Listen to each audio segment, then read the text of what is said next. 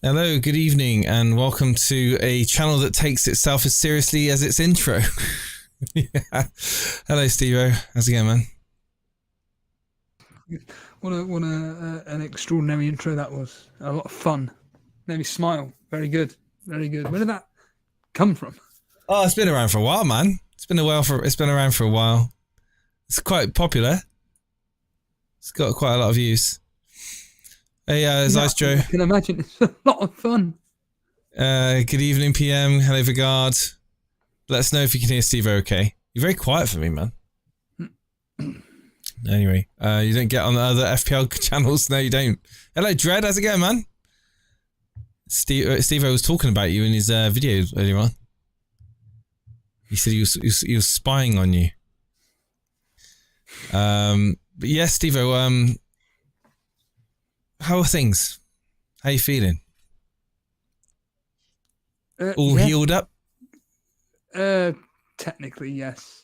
Technically, but I don't really want to talk about on here. No.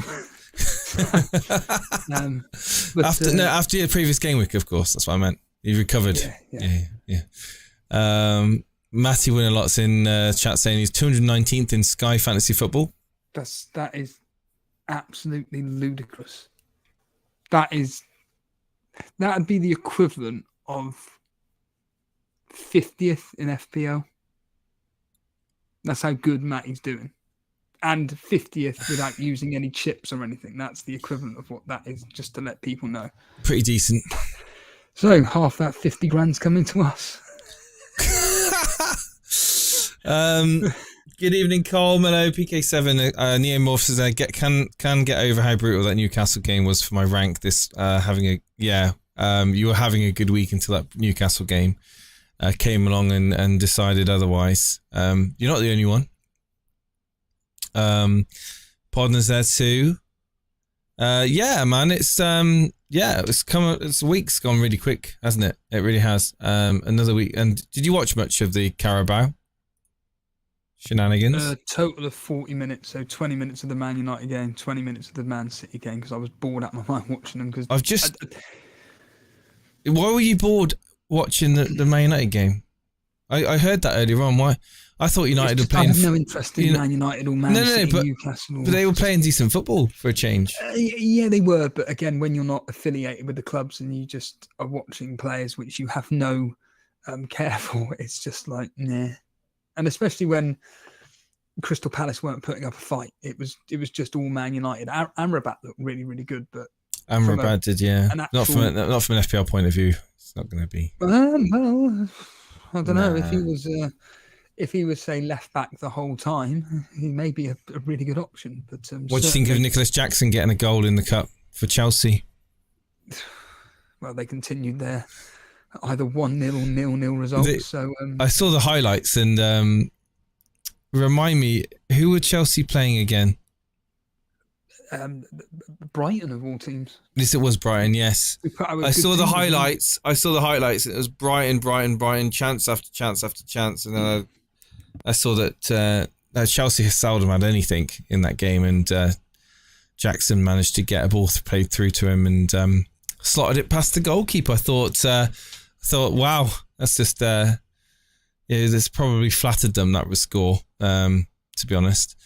Hello, animations. Morris, my planned captain was Morris.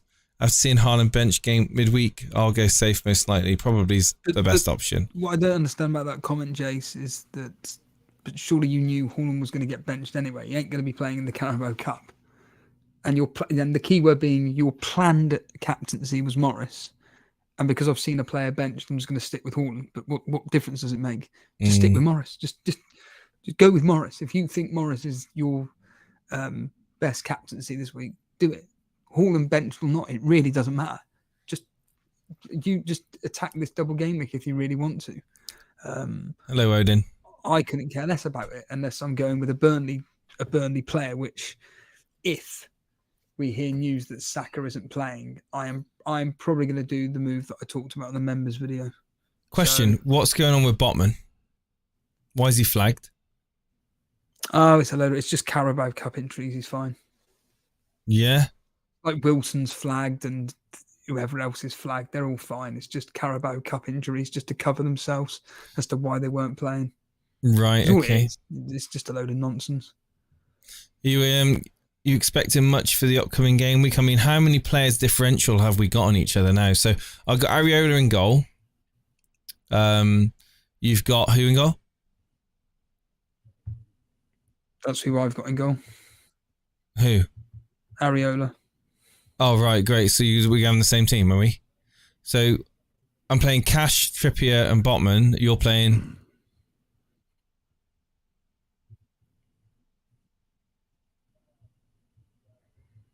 Is your internet playing up against Stevie? I think it is, yeah. I'm playing. What's your back line doing? What's your back line this coming game week? It's Kabore, Trippier, and Walker. Okay, so I'm gonna have Cash, Botman, and Trippier. So okay, it's different. So it's 2 differentials so far. My midfield is Son, Salah, Gordon, and Rashford. Your midfield is Son, Salah, Saka, Sterling, Maddison, and Ward-Prowse. Saka, Sterling, Maddison, and Ward-Prowse. It's okay. Okay, so we've got a fair few differentials then. It's 3, and then you're going with 2 up front. Alvarez and Haaland, yeah? Yes. So we're going to have 4, 5, 6 to 7 differentials. That's decent. That's a decent amount. Yeah.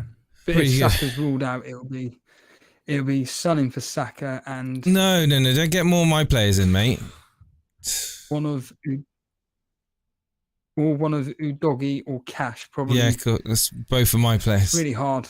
One of Udogi or Cash.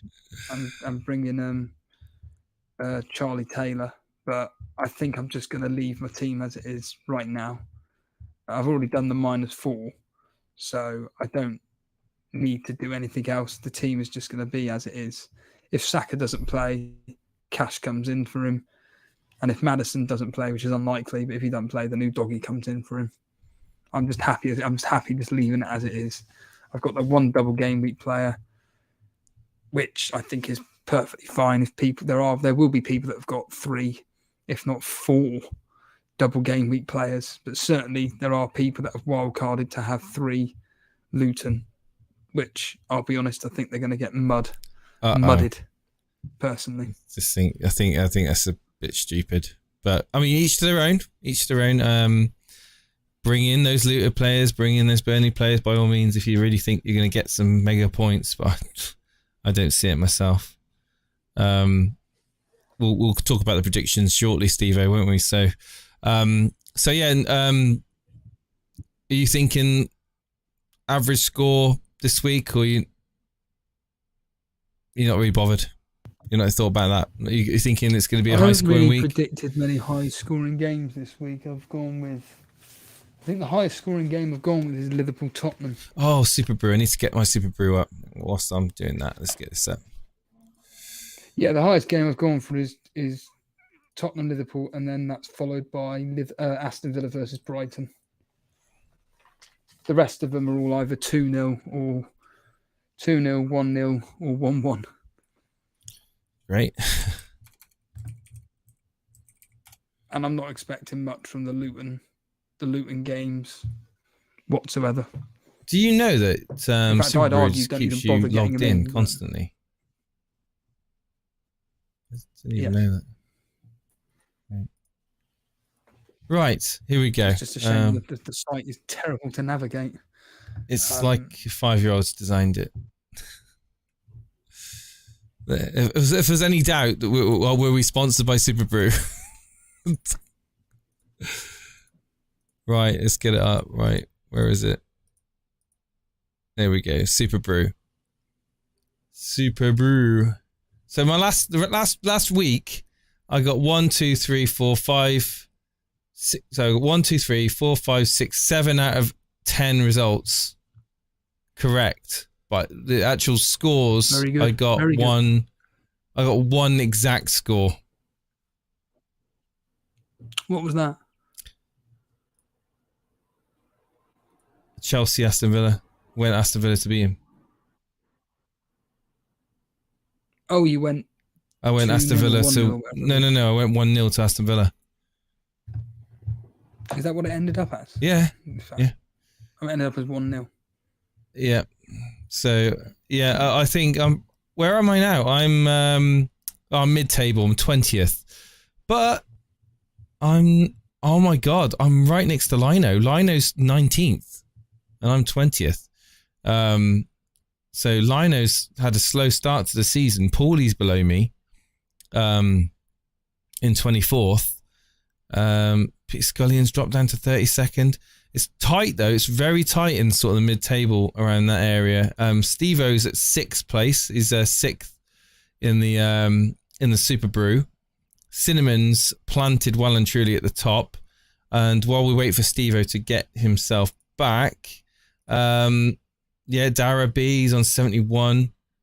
You've got Firetog in 4th. Firetog's doing a lot better in his predictions than he is in his FPL at the moment. He won't mind me saying, I'm sure. But yeah, as we move on to next week and around game week 7, of course, we will do our score predictions. We will talk about the upcoming fixtures and maybe get a couple of callers on as well. So let me just see what's going on with Steve-O, because he's not there whilst we wait for that.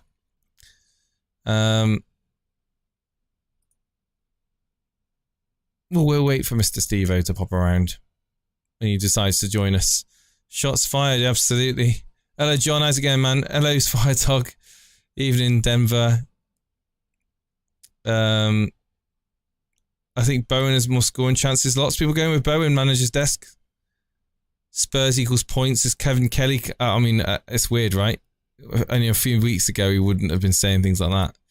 But it does seem like they seem to be gelling now. And Son is looking to return to some decent form. So my team for the upcoming game week is here as follows. And discussing Botman briefly with Steve-O, he seems to think there's nothing to worry about with Botman. I've got you Doggy on the bench to come on if Botman doesn't feature. I do think he will. But yeah, what do you guys think of the team? What do you reckon? I reckon I think 60 plus points this week. I think 60 plus points. So I'm just wanting to... I will just message Steve-O to ask him what's going on. And see if he's going to come back.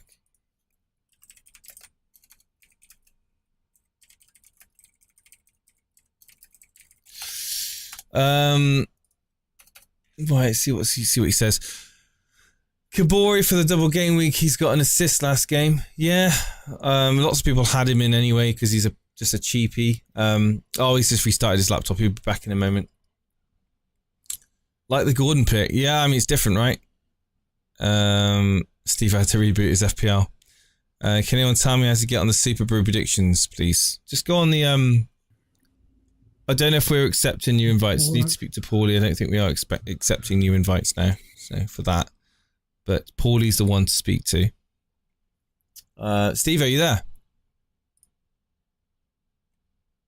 Yes, I am. Hopefully this will be okay. Okay, hopefully. Welcome back. Hoyland to score this weekend says, I really hope so. Gordon's on 4 yellows. Yeah, thanks for the good news. Can't attack this week. I have to make transfers based on my bench just in case Saka, Maddison and co don't start. Yeah, I mean, are we expecting to hear any news on Saka, Maddison, and any other flags, Steve-O, or do you think it's going to be... I think Saka misses personally. Maddison will be fine. But I think that Saka's the one which is going to be probably the one that will sadly miss out, I'm afraid. It's pretty annoying, the fact that I reckon Arteta would be a fool to risk him against Bournemouth. It's a pretty, within reason, a straightforward game, within reason. It's not going to be easy, but it's not exactly going to be, oh my God, we've got Liverpool. So I just think that the fact that Arsenal have got Man City, well, they've got not just Man City, but they've got the bloody Champions League as well. In the next few weeks, if I just quickly look, once everything decides to load up here, but certainly Arsenal's fixtures are tightening up, and I just think for me, I really want to get in Son. I'm genuinely gutted. Yeah, they've got. Has he gone up in price? No, he still hasn't gone up in price, which I don't understand. I mean, he's still 9.1, and he's still not going to be rising in price either. Price rise is currently looking at Bowen to go up and Morris for Luton to go up at the moment. Yeah. You think Morris is a trap, or do you think that it's a smart choice? I don't think it's a trap. I think that he's worth. I think if you've got the funds to bring him in for free, or even on a -4, and it doesn't disrupt your formation or your team structure, just do it.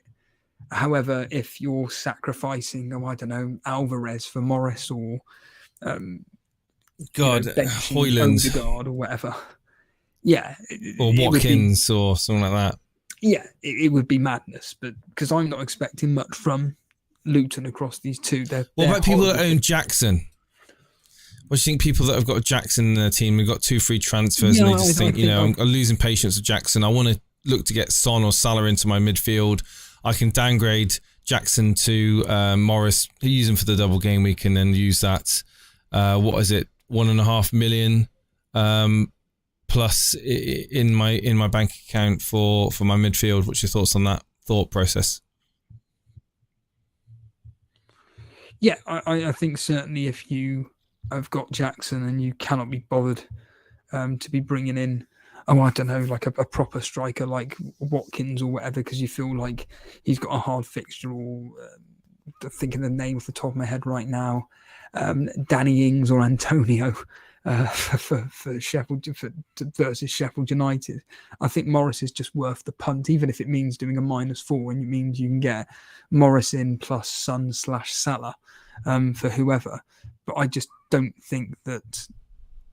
Let's just take me as an example. Me getting rid of, I don't know, Saka, and bringing in Diaby, and then upgrading Archer for Morris, and that means it would be a total of a -12 for what?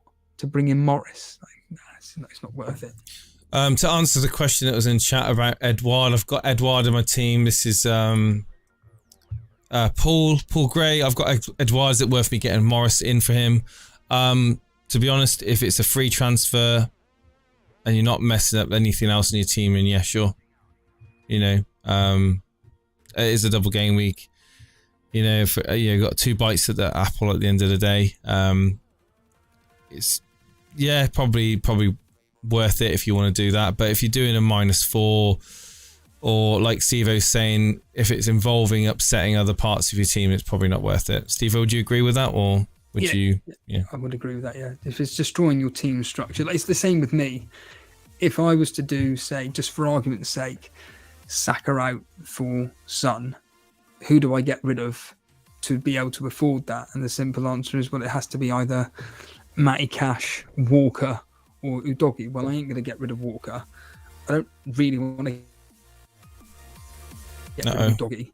Cash, he's ticking along, but I very rarely play him. And then even if I did get rid of Cash for Taylor, it would mean bringing in Taylor for who? Walker or Trippier. Well, I don't particularly want to be playing him over Trippier or Walker. So it's not really worth destroying my team to bring in one very, very good player in Son. However, for game week 8, I will be getting rid of Saka. I'll be getting, it'd be probably Saka out and Sterling out. But then again, it's all depending on the news regarding Maddison. And if the Tottenham manager comes out and says, well, unfortunately, Maddison is actually, the injury that he suffered the other day is actually a lot worse than what it is. He's going to be out for 3 to 5 weeks. It's then just a simple case of, okay, then I'm get rid of Sterling and Maddison for Son and Diaby as just a basic example.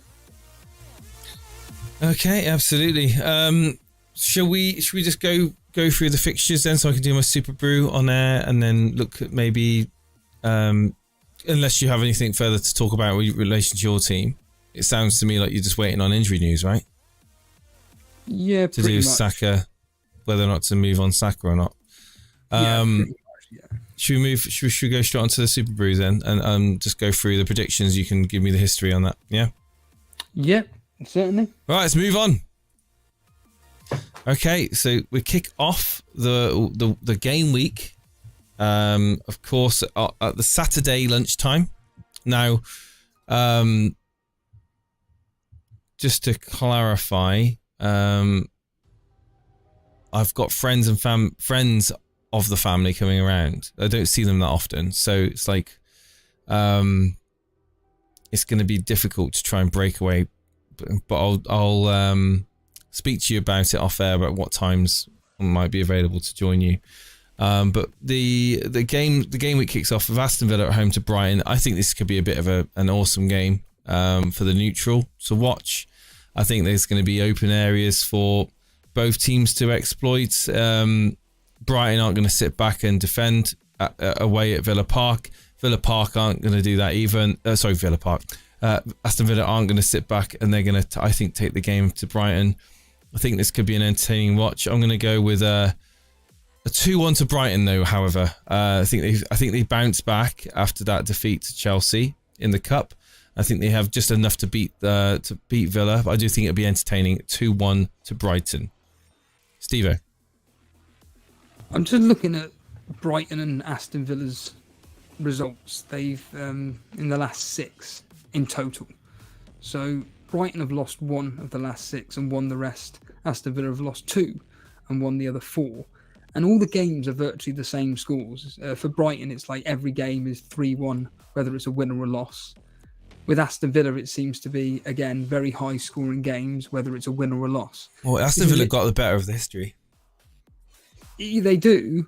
But, yeah, the history suggesting Aston Villa to win. I'm personally thinking that Brighton have got enough. It's a much different Brighton, though. Yeah, this is the point. I think they've got enough in the tank to actually get past Aston Villa. Both of them suffering very strange Carabao Cup results, I would argue. Losing to Chelsea right now is not great. And Aston Villa losing to Everton, I don't care how many changes Aston Villa made. This is a cup that they should be taking relatively seriously, in my opinion. And I just think that Brighton are going to punish Aston Villa. I know it's at Villa's ground. I don't think Brighton care. And I agree with you. I think that they're perfectly set up for this game to beat them quite comfortably. And I'm going 3-1. I'm going an extra goal. Well, okay. Just to let you know, Steve, I've turned adverts off for this stream because there's a good chance that we're not going to get full ad anyway. It's going to go to limited. And not only that, it's just pissing people off. Oh, so they're all agreeing with me then, are they? Yeah. It's one of these things where like adverts, we don't see anything from them because we just basically aren't advertiser friendly. So it's pretty much no point us running adverts on this channel. It's just pees off our audience at the end of the day, and it's, I was watching something the other day on my TV. Because I've got ad block on my computer, so I don't have ads showing up. But when I was on the TV, I was showing a friend some video, and it was just like, I kid you not, it was like this documentary on YouTube. And no, I'll tell you another example. I showed my wife. It was my friend as well, but I showed my wife the half an hour Undertaker and Mick Foley, the watch along about how, and she's got no interest in wrestling. I said, look, just watch this game, watch this, and she was like, okay. And I kid you not, 2 minutes into it, we'd already watched like 40 seconds of adverts. 2 minutes in, 30-second advert. 2 minutes after that, 30-second advert. I'm like, what is going on? The WWE videos, man, they just absolutely spammed with adverts. I was like, yeah, I can't be bothered with this crap. Let's tune out. Before, if you're a very, very, very, very large organisation like WWE/BT Sport, stop putting adverts on. You don't need the money. And if you're a very, really small content creator like Elite FPL, for example, you don't need adverts on. because all it does is that it just pisses people off. Yeah, it annoys your loyal audience, and they get sick to death of it. And just to clarify, Steve-O, that the only reason I suggested we turn adverts on was to see if YouTube gave us more exposure, because YouTube were like, oh, they're monetizing their content. We can make money from that as well. So we're going to put Elite FPL videos on people's search fields and recommended. But to be honest, we've not really seen any difference in the analytics anyway. So if anything, it's probably reduced our viewer watch time because people are just getting pissed off with an advert popping up. So get rid of them, get them gone, get the adverts gone, and we move on. We move forward. So that was Aston Villa Brighton. Steve-O going with a 3-1 prediction for Brighton. I'm going with a 2-1. And then we move on to the next game, which is Bournemouth versus Arsenal at the Vitality. Bournemouth, it's two teams that are on opposite ends of the spectrum. You've got Bournemouth that can't get a win to save their life, and Arsenal that seem to just be, they're unbeaten. So, a tale of two halves, pretty much. I just want to... Firetogs just super chatted us. Thanks. I'd rather pay a donation than have the show interrupted with adverts. Thank you so much, man. Thank you. Can I just interject there? In all serious, Firetog, you really didn't have to do that, but it's why certain streamers that actually, to be fair, this is just one streamer. His name's SoCal. I've mentioned him before. He's very similar to Elite FPL. Oh, 1 second, mate. 1 second. 99 pence through super chat. So wait for it to be read out. I'd rather pay a donation than have the show interrupted with ads. Right, carry on, Steve. But yeah, he's very similar to Elite FPL in the sense of he's extremely entertaining with what he does. He's very, very knowledgeable about Call of Duty and everything, but he hardly gets any viewers, and I don't understand why. Well, I do understand why, because he doesn't follow the YouTube guidelines. But anyway, he's turned it into a job, and it's all actually genuinely based on the amount of super chats that he gets. And I'm not suggesting for 1 minute people need to be super chatting, but the reality is that, we put in, well, I certainly do. I worked out. You put in the hours. 10, 11, 12, let's say 15 hours a week of Elite FPL alone. 15 hours a week of just doing Elite FPL. Now, whether it's talking about FPL or whether it's talking about other nonsense in my life, it's still a lot of content. And I'm not suggesting for a minute again that we should get paid for this, but we should win the lottery, man. It does go. And then we could get a studio. We could get a studio somewhere in, like, I don't know, Oxford, and then we could just get the train and do what FPL Juice do, because that's what we were thinking of doing for so long, wasn't it? Having a little like office. But yeah, I mean, it's just there's we're just gonna have to deal with the growth the way it grows at the end of the day, the channel. But yeah, Fire Talk again. Without Thank you. selling my soul, but please make sure you subscribe, because for some reason our subscribers have went from going from 5 a day to now 1 a week. Yeah, dude, literally, our subscribers. It seems that we can get to 7,500. Like, it just seems to be like hovering on the just the 50 away from 7,500. So if you're watching and you're not subscribed, please hit that subscribe button. Kick your ass. Thank you, man. Again, you don't need to do that. I mean, thank you for the support. It really does help.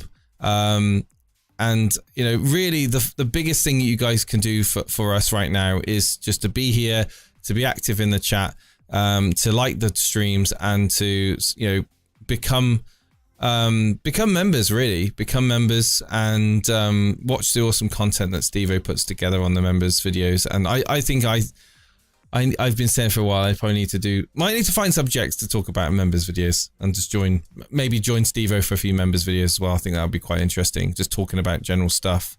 Maybe watching do you know what I was thinking, like, those react videos that do really well on YouTube where people react to things. I think that we'd be quite good at that, Steve, because you're so cynical about everything, and I'm trying to find that, like, the positives. I think it'd be quite interesting. I think I personally, this is just me, I hate watching reaction videos because they're just so fake. No, but what people do is that these, okay, maybe not so much you get real fake ones, but you get like ones where like the community, like for example, if the community, say the Elite FPL community, additional content for members would be a react video to check this video out, you know, and people would submit random stuff to us and we'd watch it and give our thoughts of it, and people would love that sort of thing, man. It's like, it's quite. I'd just quit and walk away. I just can't deal with half the rubbish that, you know. And that would be the reaction that people would be after, mate. I watched again. I say I watched. It was some American woman reacting to Ricky Gervais's cartoon, and after 30 seconds, I'm like, get this shite off my TV. No, yeah. Right to be fair, the only react videos I've really been watching recently is music. Which I think would be quite good for us, because I think we've got a real broad. So like, if people were to suggest songs to listen to, I think we could just literally listen to the song and then give our thoughts on it. I don't know. But what I will say in all seriousness is, like, with the members stuff is, you know, it is very personalised. It's for people that comment on the videos, and this is from my personal point of view. It's just a case of literally answering the questions, and, you know, without going over the same line. I actually did it yesterday. I went through every single Patreon, every single FPL, every single thing to do with FPL that offered Patreon, and I'll be completely honest with you, the majority of them, not all, but of the 20 or so that were available, if that, I would say 16 are literally scamming you, and people like you are willing to pay upwards of $8.99 a month for something which I think is a con. But there are people out there that are willing to spend the money to support certain channels, which is fine. But certainly from my personal point of view, with Elite FPL, or even with I was going to say Elite FPL Juice, then with the FPL Juice show, they're offering prizes which are out of their own pocket, you know, giving away PlayStation 5s.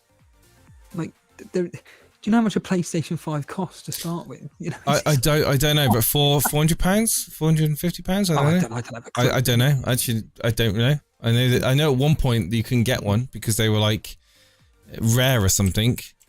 Yeah, but still, I mean, this is the thing. Like, it's the reason we do it, really, because we enjoy doing it, and they enjoy doing it. You know, and you know what? I think that is key. I think that it's the enjoyment from the people behind the camera comes through. Whereas I have watched lots and lots of FPL stuff, whether it's this season, last season, 10 years ago, well, not necessarily 10 years ago, but you know what I mean.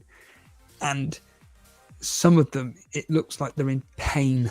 Well, this is the thing. The channels that just disappear, or like they say, not just the FPL channels, but you can include FPL channels. The channels that just disappear and they stop doing videos are the ones that have got into it because they want to get big quickly and they want to earn money from it. And if it doesn't work out, they just quit, or they get, you know, it doesn't matter if they've got 1 or 2 people watching their show, they get upset about it.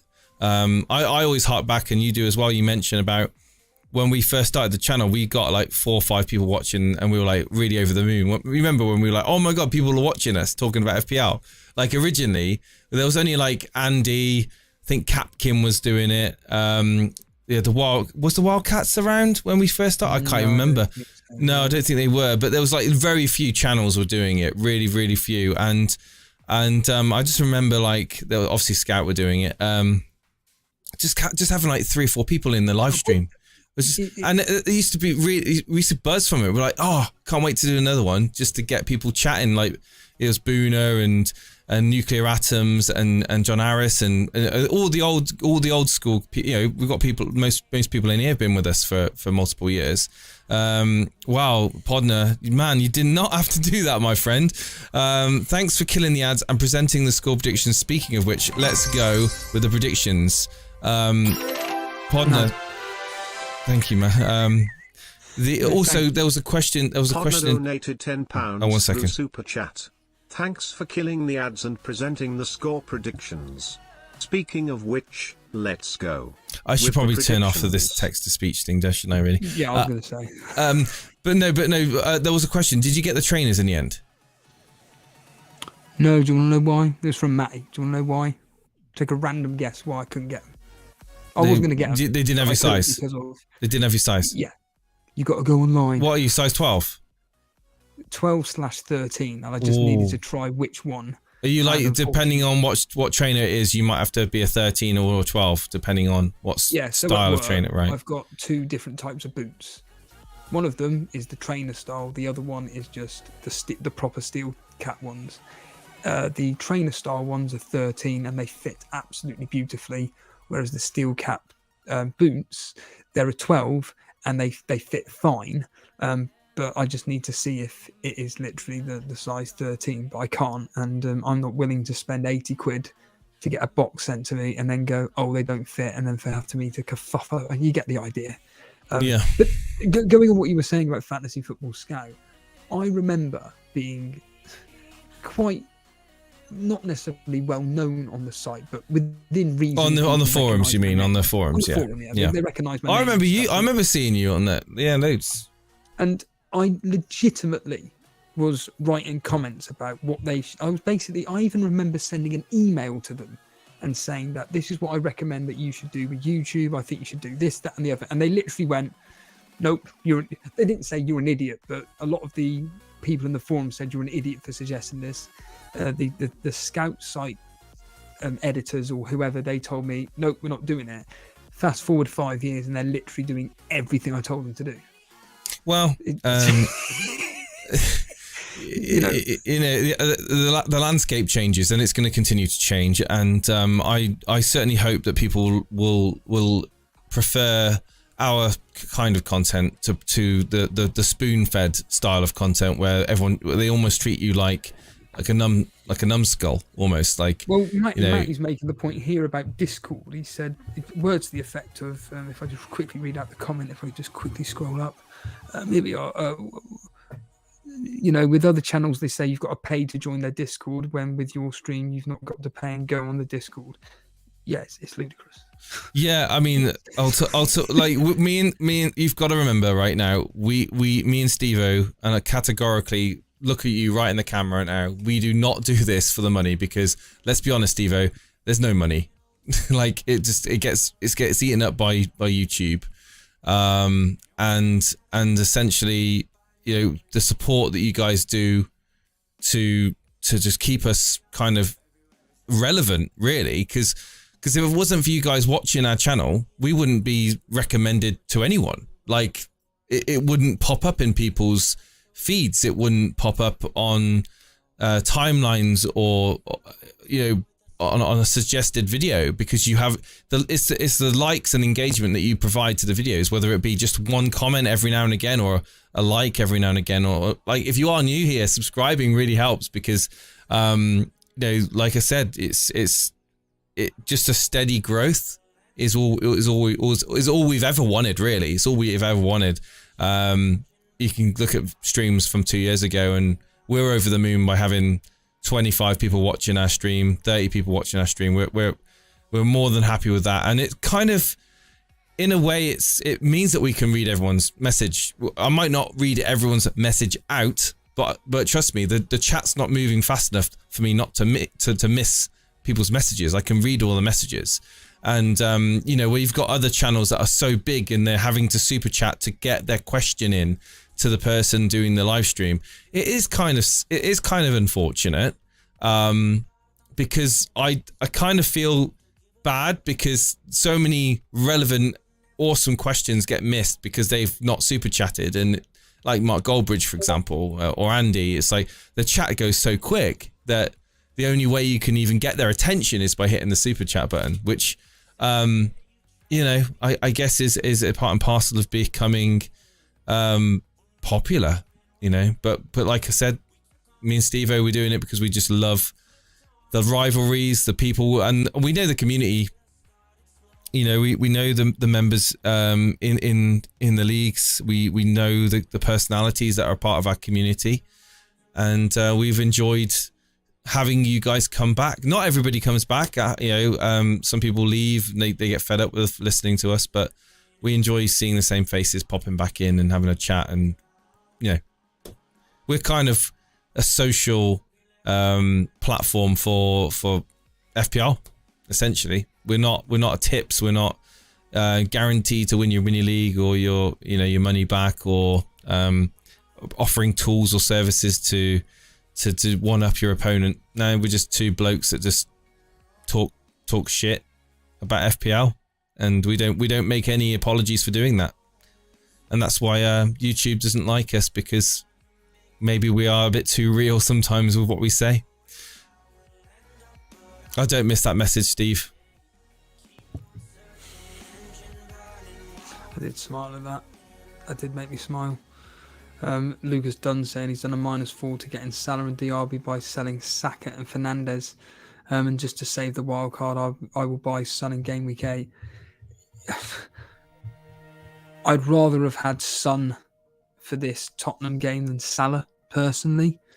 But the fact that you've got Diaby in for a game versus Brighton, who do concede goals. So I think you've done the right thing there, Lucas. To be honest with you, I really do.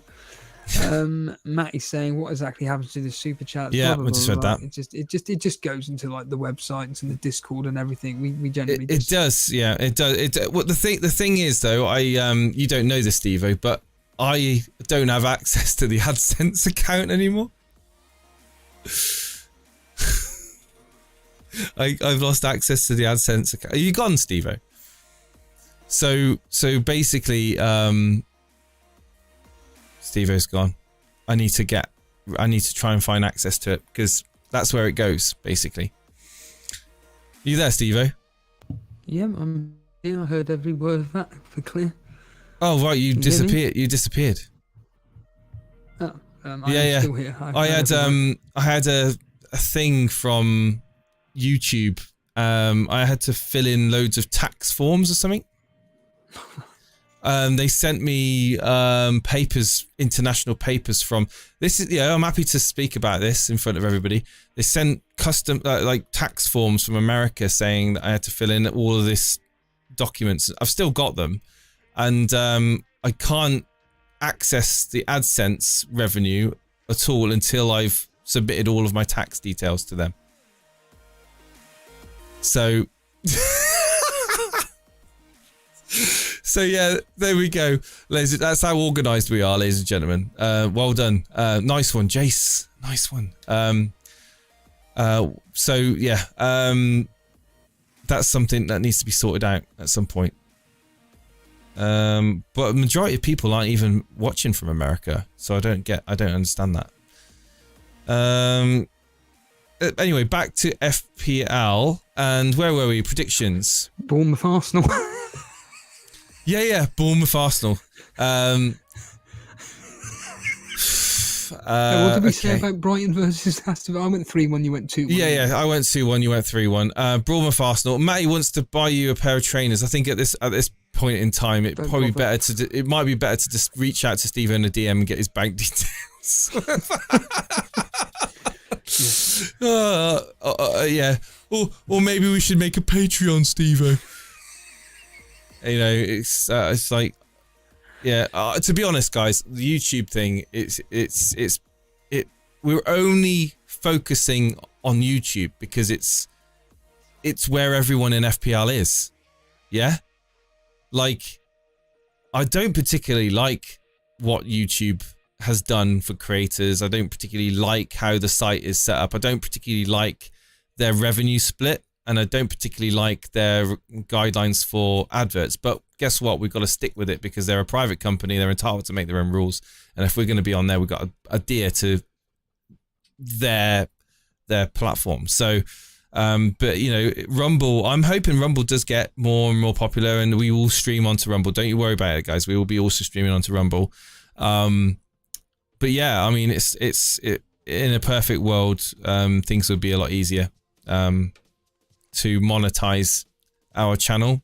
If Steve-O wants to break free from the clutches of working for, I don't know, the system, but guess what? You know, I'm gonna be getting a new job soon. Great, good. That's good.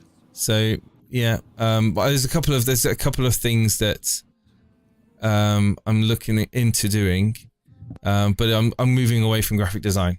I'm kind of burnt out with graphic design, and yeah, it's time for something different. So who knows? Maybe I'll be down the job centre next week. Who knows?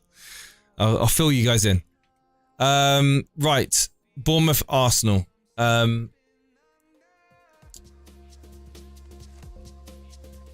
Well, do you want to hazard a guess who I've got as the winner on this one, Stevie?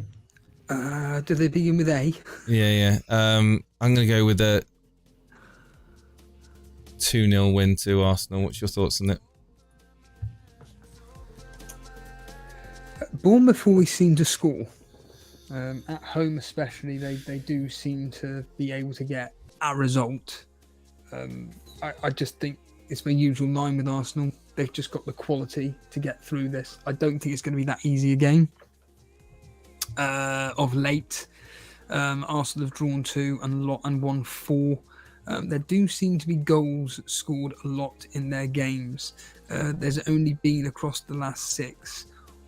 Twice, I say that. Twice away from home. Crystal Palace and Everton, where they actually won 1-0. And do you know what? Very similar team to Bournemouth. I would not be surprised now looking at that if it ended up being 1-0 to Arsenal. They've had some pretty close games with some big teams, the likes of Tottenham and Chelsea. They and West Ham. They drew 1-1 with West Ham. They only just lost to Tottenham 2-0, and they drew 0-0 with Chelsea like everybody else does. So actually now thinking about it, looking at that, maybe it's going to be 1-0 to Arsenal. I've personally gone 2-1. Okay. The history's going 3-1. So yeah, I think there's an Arsenal win in it, but I don't think it's going to be that comfortable. 97.77% of players picked a win for Arsenal. Who are the other 3? Yeah. Well, certainly nobody in the Elite FPL Super Brew has gone with a Bournemouth win. So at the moment, you've got you as 3-1, Peter Scullion's going 3-1, Matthew Aziesh going 3-1, Firetog's gone 3-1, Andrew Ferguson's gone 3-1. 3-1. Yeah, Nasher 99 going 2-1, 2-1, 2-1. Yeah, there's a lot. Lino's gone 2-1, and Edgeworth and Dorsey's gone with me 2-0 to Arsenal. So that is that. Next game, Everton versus Luton. Oh my goodness me, I wouldn't watch this if you paid me. There you go. If you know, literally, I would rather. I think I'd rather. I don't know. I'm trying to think of something really bad. I'd rather go for a swim in the River Severn.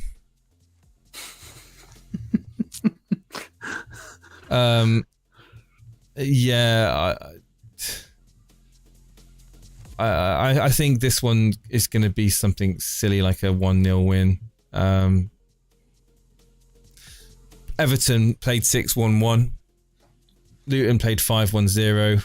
Everton at home, 1-0 win to Everton. Simple as.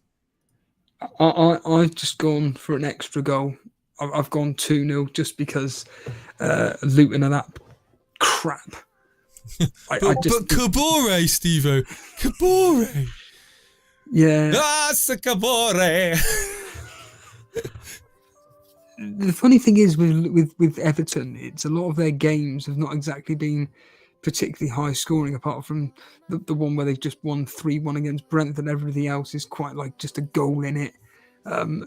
Whereas Luton, on the other hand, there's been lots of games where there has been high scores, albeit they've played the likes of Chelsea, Brighton, West Ham as well, even though that was 2-1. The last 3 results, there's only really been a goal in it. So like I said, 1 goal between them and West Ham. So ended 2-1 to West Ham. Then it was 1-0 to Fulham, and 1-1 against Wolves. This game it's got 0-0, 1-1, or 1-0 either way written all over it, and I'm going 2-0. So yeah, the history's going. Wow, so we're basically just having the same outcomes, just slightly different results. You're going with more goals, essentially. That's the pattern at the moment. And Firetog, I did see that. They do both start with A. You are right. Steve-O just didn't realise. Or well, who? If you want to tell me anybody that comes on here and says AFC Bournemouth, they don't. Even Bournemouth fans wouldn't, They say Bournemouth. Good evening, Connor. But then again, how many Tottenham fans would say Tottenham Hotspur? Yeah. Yeah, I think Firetog's or a bit, Brighton and Hove Albion, most people. I think Firetog's being a bit spiky this year because he's doing so shit. But whoa, he doesn't. Whoa. Douse the fucking place with fire and just light just flick the wick and walk away. Why don't you, man? Jesus. God, I don't know why, but I just in my head I just had Your Betrayal playing. By who sings it? Bullet for My Valentine. There we go. I don't know, I'm afraid. Hey? Send me a cover. Have you not? You know that song, don't you? I may know it if I heard it, but I don't know the name. The intro. Oh, yeah, I know. It's an iconic double bass guitar. Yeah. Yes, I do know. 7 points behind Jace. Yeah, I know, right? And if you're using me as a gauge, then certainly. Then again, Jason's 7 points off third in the moderator league, so he really doesn't. Yeah, it's very close. I'm hoping that I have a good middle of the season. Is what I'm hoping. Otherwise, I'm going to be struggling to finish in the top 1 million at this rate. No, I think for you, as I've stated on members' videos 1,000 times, I think for you that you are actually very, very good at this game. It's just for some reason you take bizarre risks for no reason at all. So, I suppose Hoyland's a risk. Right, let's move on, shall we, to the next game? Otherwise, we're never going to get. Calculated risks. They are genuinely calculated. Roll the dice. Sometimes you get the wrong outcome. Man United versus Crystal Palace, a game I own Rashford and Hoyland. Will I be captaining any of them? As an alternative to the robot in Haaland? Unlikely. What did you think of the game if you watched it all? Very good. I was in the Discord and I was saying, guys, this is actually really good. I'm seeing some sort of game plan. I'm seeing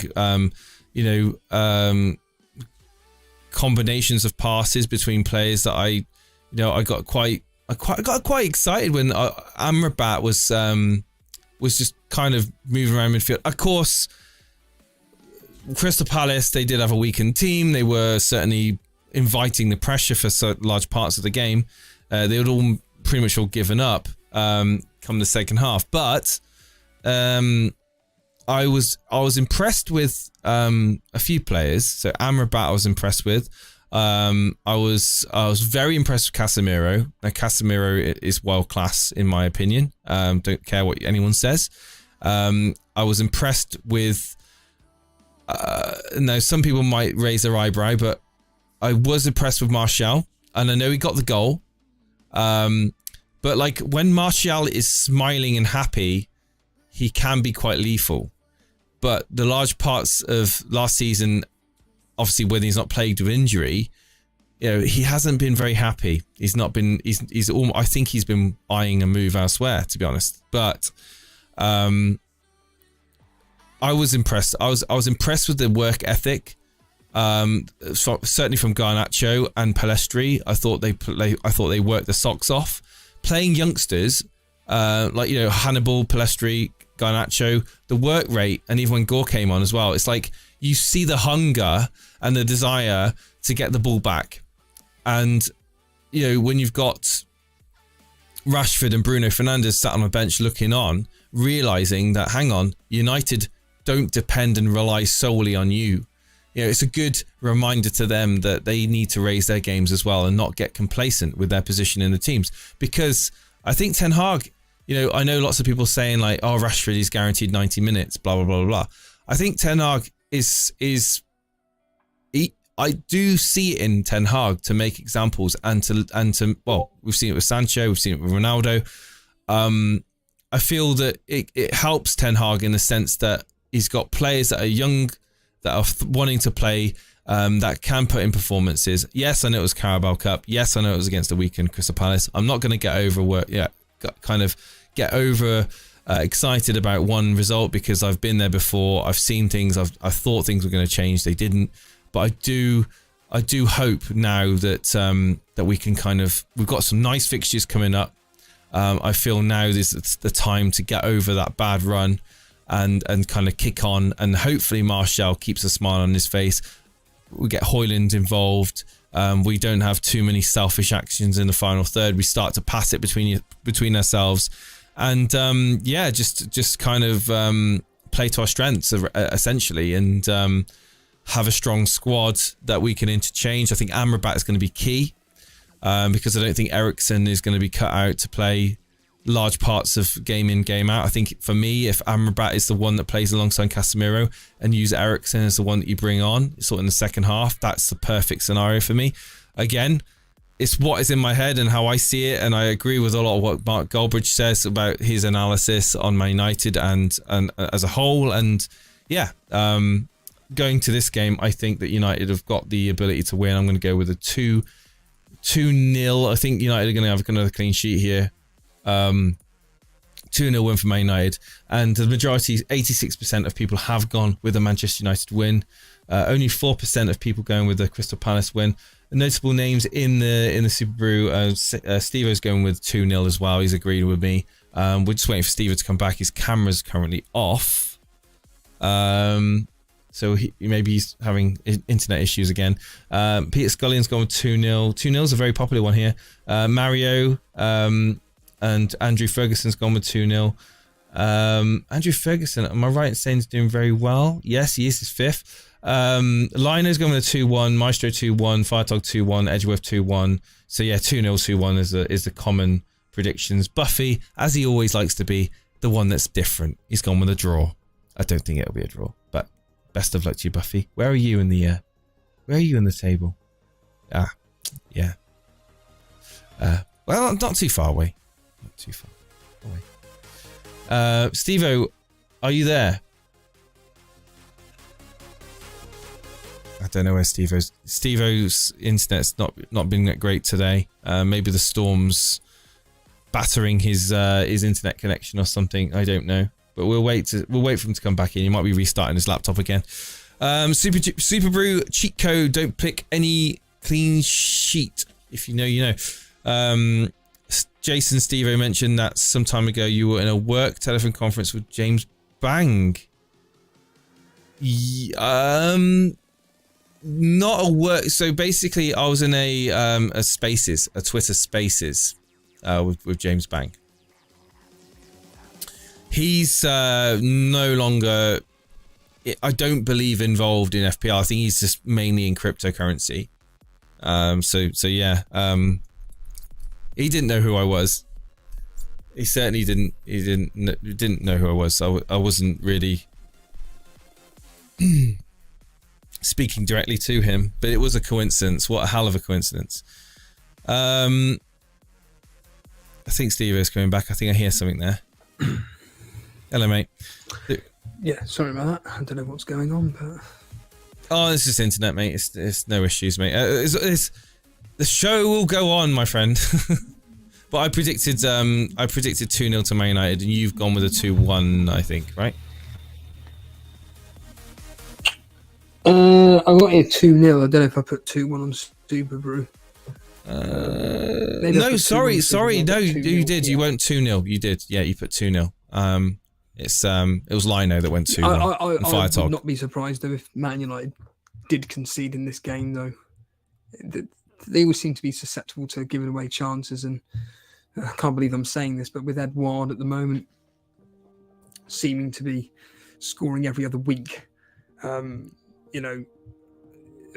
Man United's last few fixtures, it's been pretty much conceding goals for fun here. Even that 3-2 against Nottingham Forest, it's not good enough there. The games they've kept clean sheets against were Burnley, Wolves, and a depleted Crystal Palace. It's time to turn the season around though. We've had a poor start, and I think things will start to shore up at the back, and no pun intended, of course.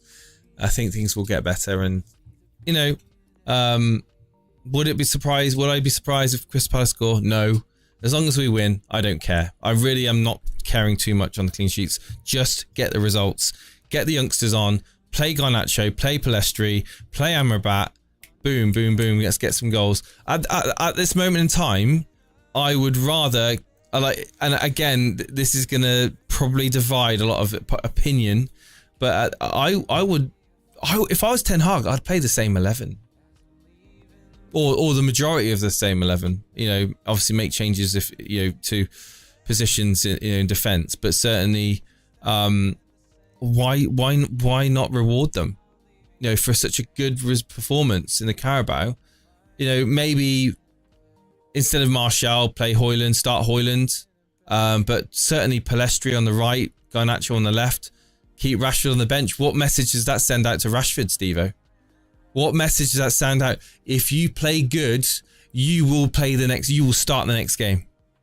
It sends such a strong message out. Doesn't matter what you're on a week, let's play performance related appearances. So basically, if you're playing out your skin and you're getting on the end of chances and scoring goals and creating chances and assisting, then you should be rewarded with game time. It's not about your salary. It's not about your name, not about your brand. It should be about your performance on the pitch. And I think that's what agreed with what Matty says. The reason the youngsters came on and play like that, the way they do, is because they really want to play in the first 11. But the ones who know that they're going to be in the first 11, they don't put 100% in. Absolutely right, Matty. If you know you're going to be on that team sheet, just before you've even trained that week, before you've even put a foot on the training pitch, are you going to have the motivation?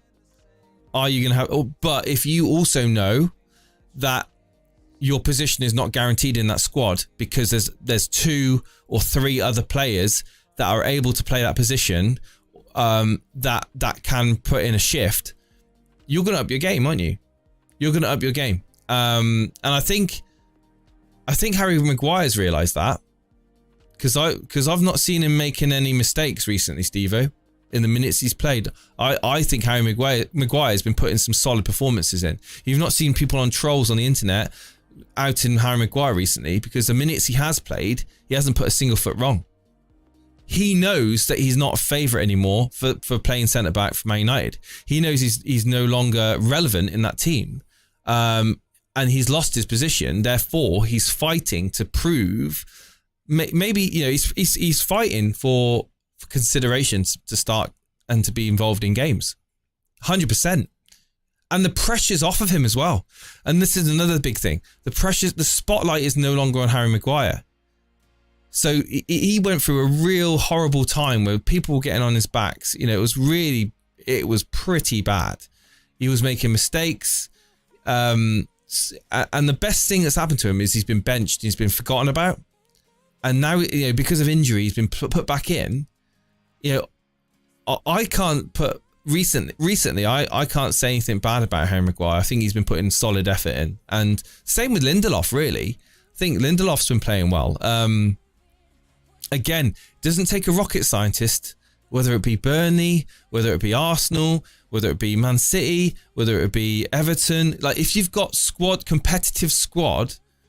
That they know that they're if they mess up or if they're lazy or if they don't put the effort in, then they know that they're going to get out. They're going to be out the squad for next game. I love it. I think if you can afford to have that in the Premier League and you've got a big enough squad to do it, I think that's the way forward. And you see it You see it all up and down the country. Right.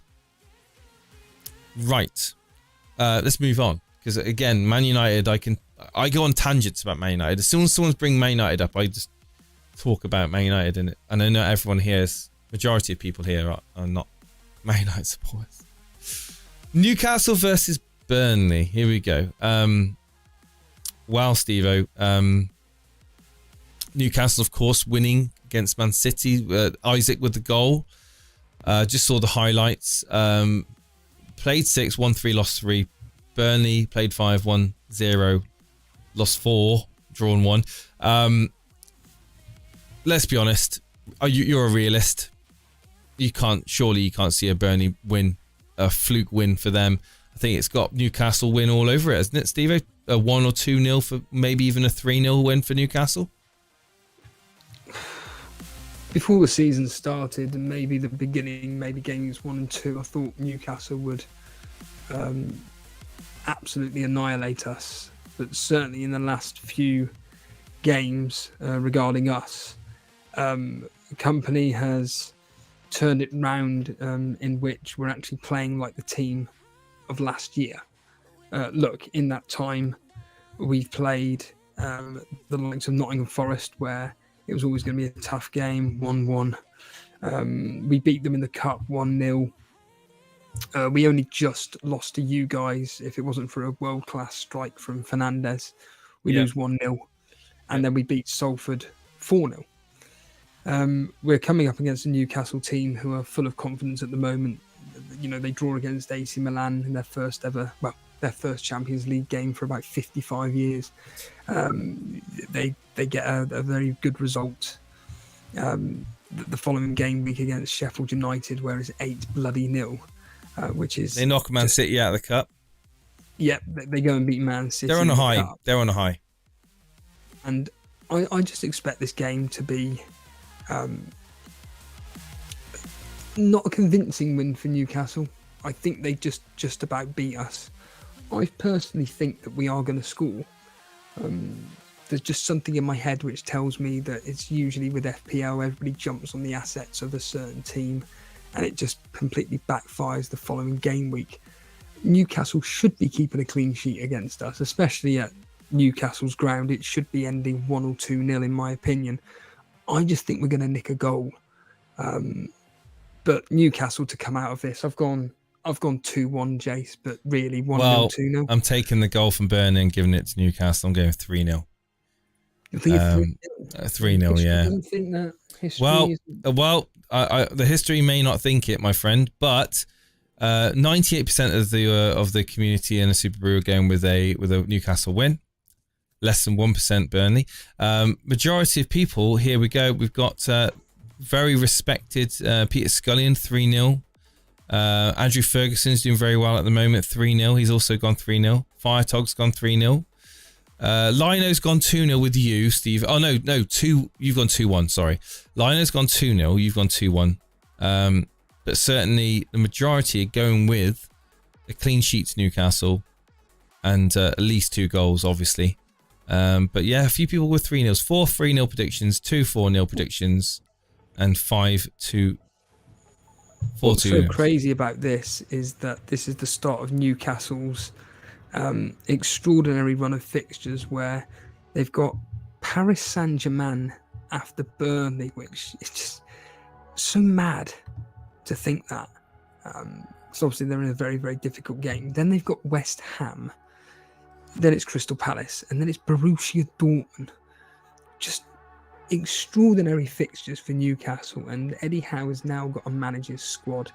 Obviously, the news that Harvey Barnes is going to be out for a sustained period of time, and the fact that Anthony Gordon has come in, has done exceptionally well for Newcastle. I mean, he's a very, very talented young player. I think that Anthony Gordon, there's a high chance of getting something in this game.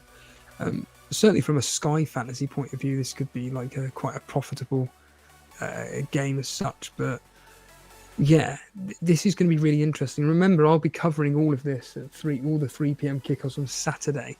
So the 3 p.m. kickoffs will be covered on Saturday with myself. So we'll be able to keep you up to date with what's going on across these fixtures. But I think this is going to be an interesting test for Burnley, as patronising as that sounds.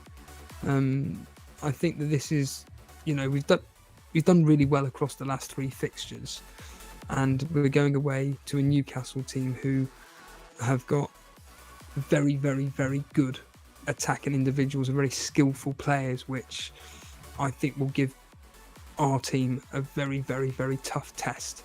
And if we can come out of this like losing 1-0 or something, I'll be really happy. But if it ended up like 4 or 5 goals for Newcastle, it's just head down, just roll your eyes and just think, brilliant. This season's going to be literally one of those where against the big boys, we are going to get just a battering. And then against the crap teams, we're going to do really, really well, like Luton.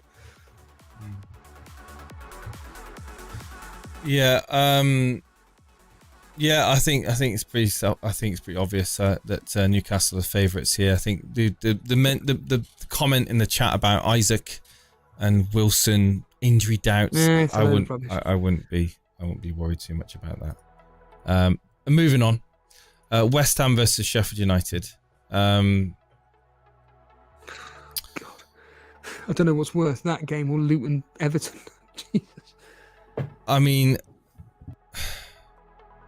it's got to be West Ham's all day long. Not just from the form this season, but surely just player for player. West Ham, they're a team that've got goal scorers in it.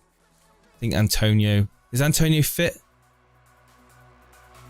If he is. I don't have a clue if he's fit or not. Or Bowen. That makes a difference, to be honest with you.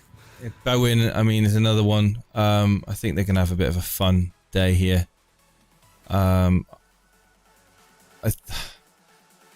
many goals do we want to give West Ham? I'm going to go 3-0 to West Ham. Wow, that high.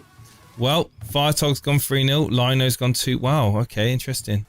You've gone 2-0, Steve-O. Gone one less. What's your thoughts? Do you think Sheffield United are going to keep the scoring down to 2-0? Well, I'm looking at their fixtures here, and a lot of them is just a goal in it. 1-0, 2-1s, apart from the anomaly of the 8-0. They're kicked down, man. They are literally, their morale must be in the gutter.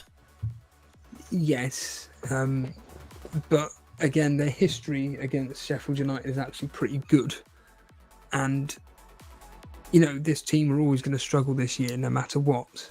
I just don't have the faith in West Ham to be really scoring that many goals. I mean, I only went 2-0 because it's just slap bang in the prediction of either 1-0 to 3-0, to be honest with you, so I just went 2-0. But you're looking at the last 6 fixtures for West Ham. I mean, admittedly, they played Liverpool and Man City and lost 3-1. But they only just beat Luton 2-1. They beat Brighton incredibly 3-1. They beat Chelsea 3-1. And then they've drawn with Bournemouth 1-1. So they do seem to concede goals in it. Well, they've conceded a goal in every single game. Could this be the game where they keep a clean sheet? It should be. I'd like to think it will be. But I'm not that confident it's going to be an absolute hammering. I think anything 1-0, 2-0, but I'm going to go 2-0, Jace. Okay. Okay. We move on. We move forward. Wolves versus Manchester City. Now at the Molineux, this is a City away. City are just tearing it up. They've not lost. They haven't dropped points all season.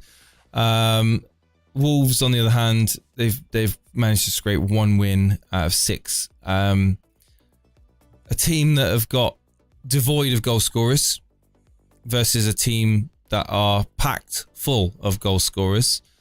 I mean, I'm no expert, Steve-O, but I'm thinking that this is going to be as many goals as City want to score. It depends how much work they want to put into it, really. I don't think the City, they do seem to have to concede a goal needlessly. They have been known to do that, but I just think that, I mean, barring Neto, I think there's no chance of that happening. I'm going to go with Man City to win this 3-0. lock it in. 98% of the community going with Man City to win. And of course, the majority going with a 3-0 or 3-1. Yourself, however, have gone 2-0. Yeah, there's something about Man City away from home. They for some reason, they don't score that many goals.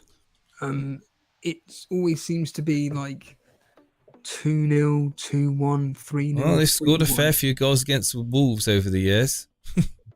Well, yeah, the history is suggesting Man City do enjoy playing Wolves, but Wolves this year, they're either keeping the games really, really tight, or they seem to be in like goals galore fixtures. What I mean is their results this season: 1-0, followed by a 4-1 loss, followed by a 1-0 win, followed by a 3-2 loss, followed by a 3-1 loss, and then 1-1. So this is probably going to be the game, obviously, stating the bloody obvious that Man City are going to put a few past them. I just don't think it's going to be as high scoring as what people think. If it was at the Etihad, I would be predicting 5 or 6. Oh my God. But yeah, it's not. So I'm just going to go 2. Podner's just said, Jason, looks like you're predicting 8 clean sheets this week. The way when you say it like that. Yeah, but no, I don't see Wolves scoring, mate. I really don't. I really don't see them scoring. But again, I'm not. I mean, I'm middle of the Super Brew League in my predictions. I'm on 60 points. Steve-O's on 67. And then of course we've got Cinnamon. Cinnamon, by the way, 79 points. What's his overall rank? Just I don't know if you can find that. I don't know where I'd find. Oh, here we go. Global. He's 213th out of 69,879 players. He's 4th in the island. But he's in the top 0% of the game. So yeah, pretty decent. Cinnamon 11. Shout out to Rodriguez as well, 74.5. He is 1,400 in the Super. So they're doing really well. They're doing. Firetog is doing very well. He's 6,600. Wow, yeah, 588 in England. But yeah. So Cinnamon, what does Cinnamon go with?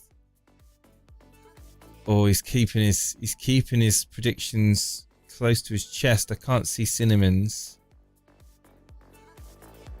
predictions on any of these. So he may not have done them yet. So okay, let's move on. Tottenham versus Liverpool. This could be a brilliant cracker of a game. It's the evening kickoff on the Saturday.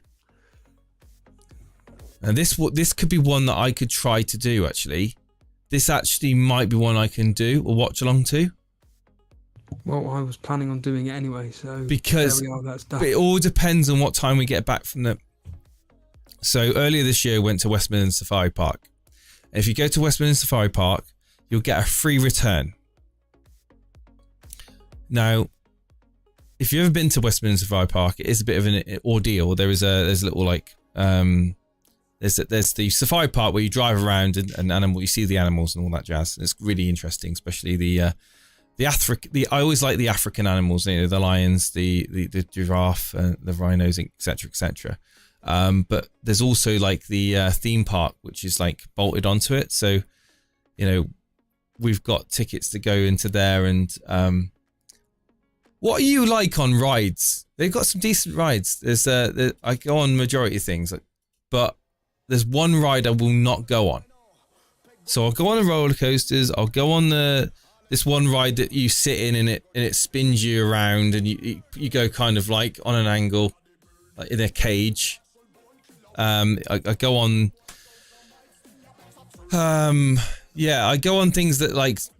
Obviously the waltzes and things like that, which are nothing, I know for a lot of people. But there's one ride I will not go on, and that's the catapult. I can't do things like that, man. I can't do sudden drops. You know, the ones that you go up to the top and then just drop you? I can't do it. I can't do I've got this like a lift. I can't do that. Like throw me around on a track or lift me upside down on a spinny thing. That's fine. But you start taking me up and then just dropping me. I can't do that, man. That's why I can't do bungee jumps. I can't do I could never do a bungee jump. I could probably do a parachute. I could probably do a parachute of tandem because it's slow falling, isn't it? But when you're like literally just dropping like that, can't do it, man. I've got this mental block. I can't do things like that. Like just straight down. Like I could have done a bungee jump. I think I told you already in South Africa, right? I went to this bridge in South. Let me show you what it looks like. I mean, whilst I'm on the subject.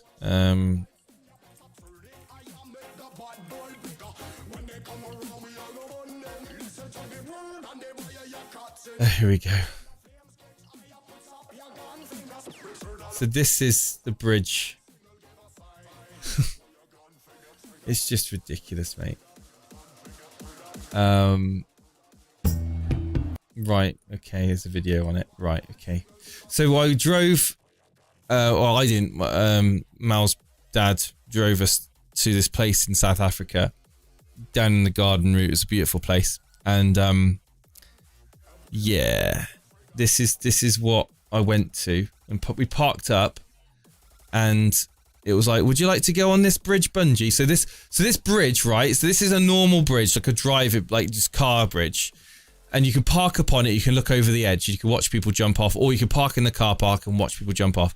Literally, all it is this like gangway underneath the bridge where you walk along. And I was like, no freaking way, man.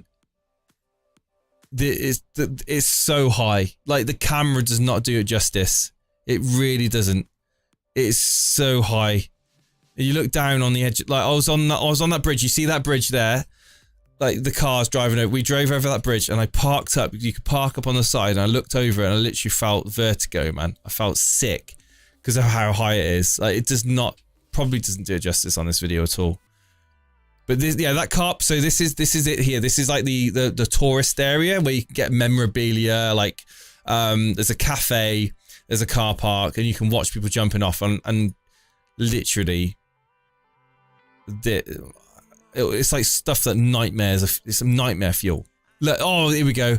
You can kind of work out how high it is from this still. There's like a little and that creek right there, or river, whatever.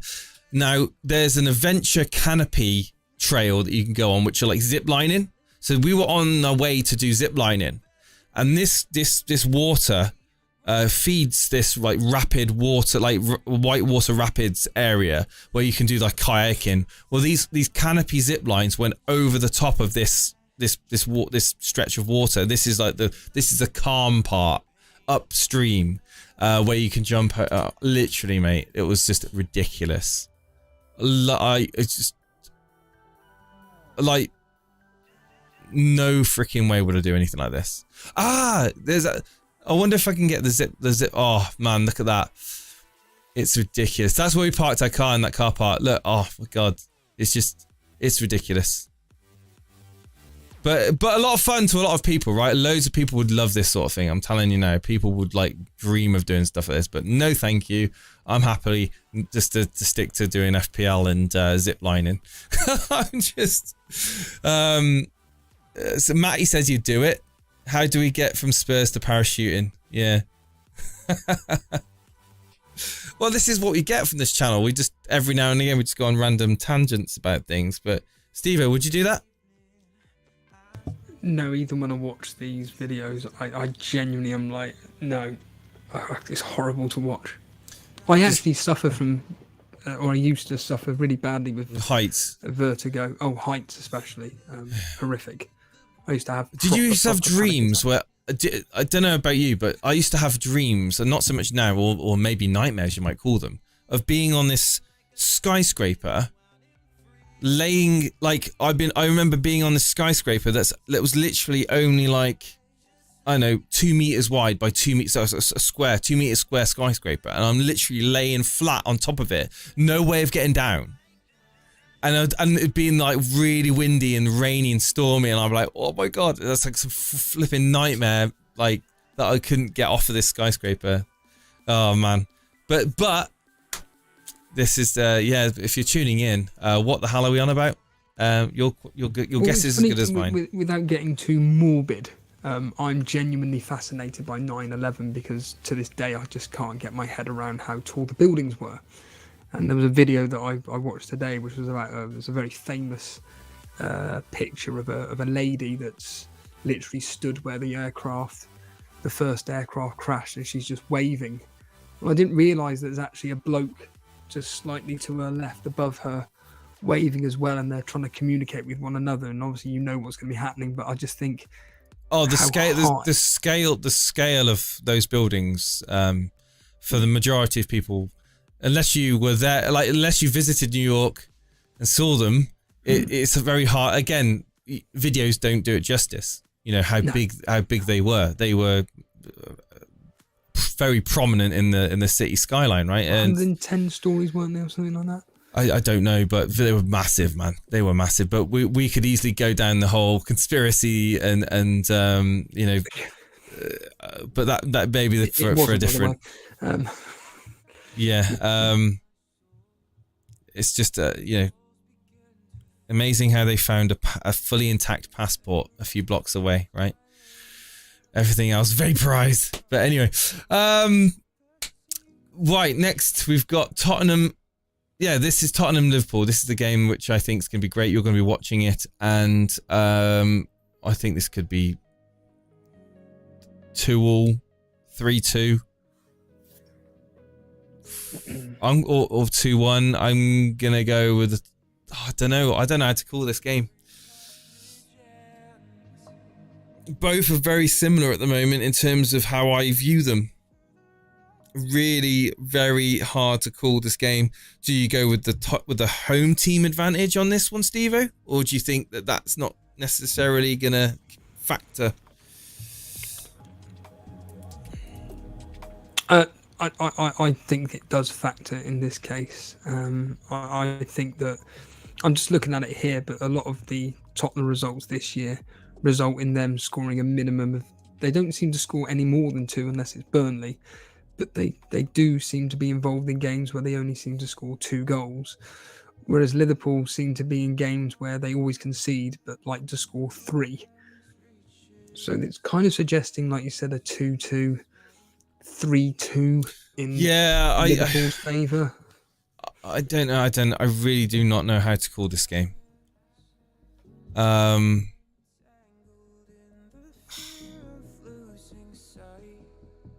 Like, I'm genuinely stuck. I'm going to go 2-2 because I can't call it.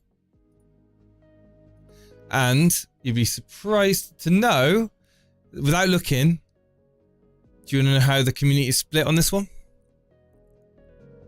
I reckon it's going to be 30%, 33% in each category. 33 for Tottenham, draw, and then Liverpool.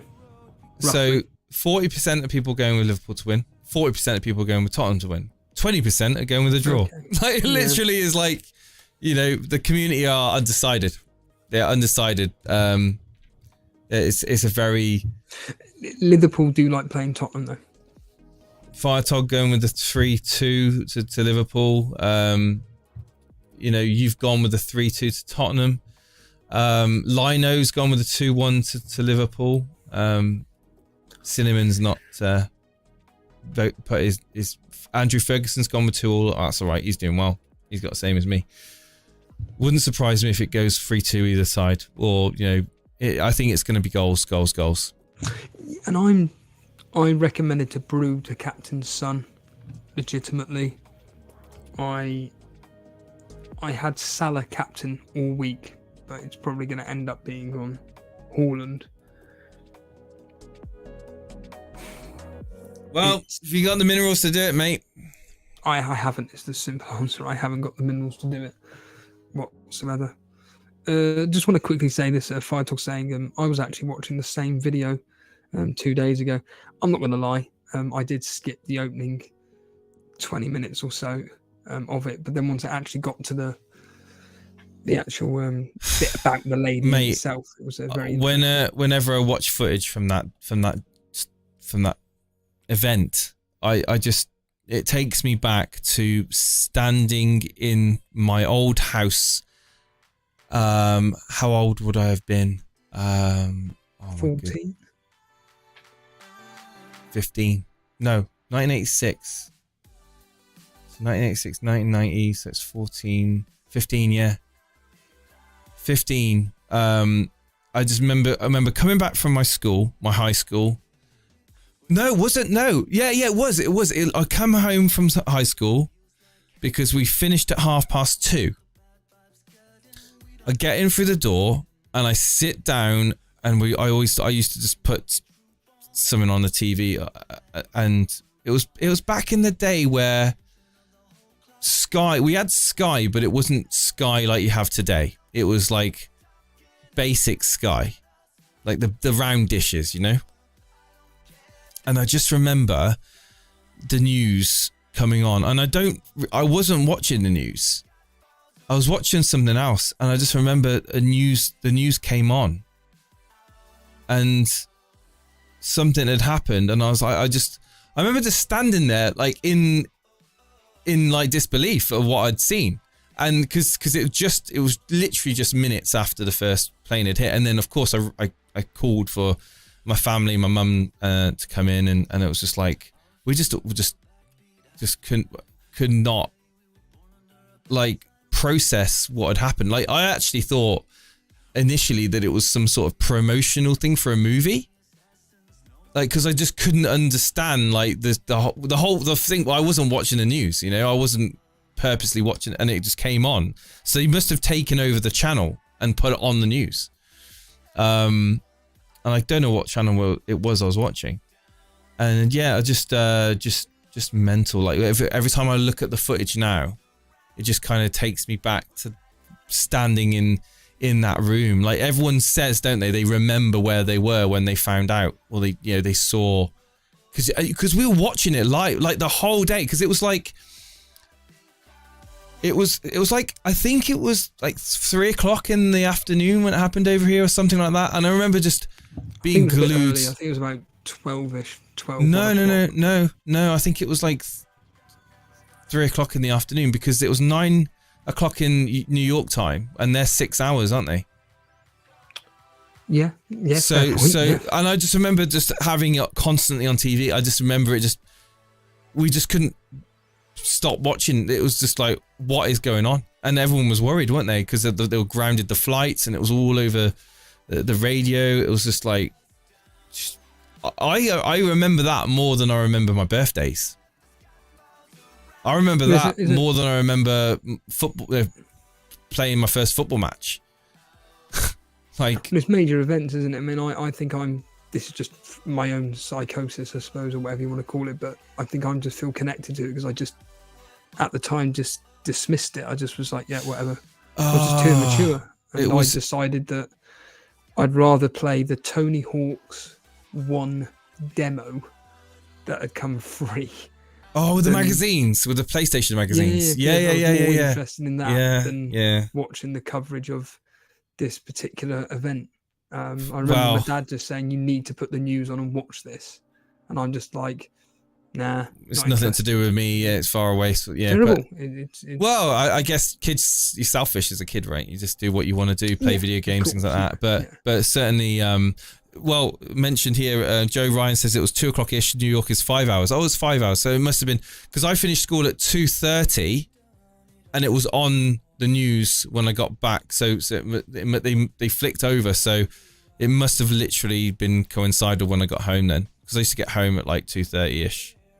So that would kind of make sense, because I believe it was like 13 minutes past 9 in the morning. So it's 13 minutes past 2 UK time. So yeah, it would have been really, really soon after. So, but it's amazing how I remember that day. Like they say that major events in your life, you just remember.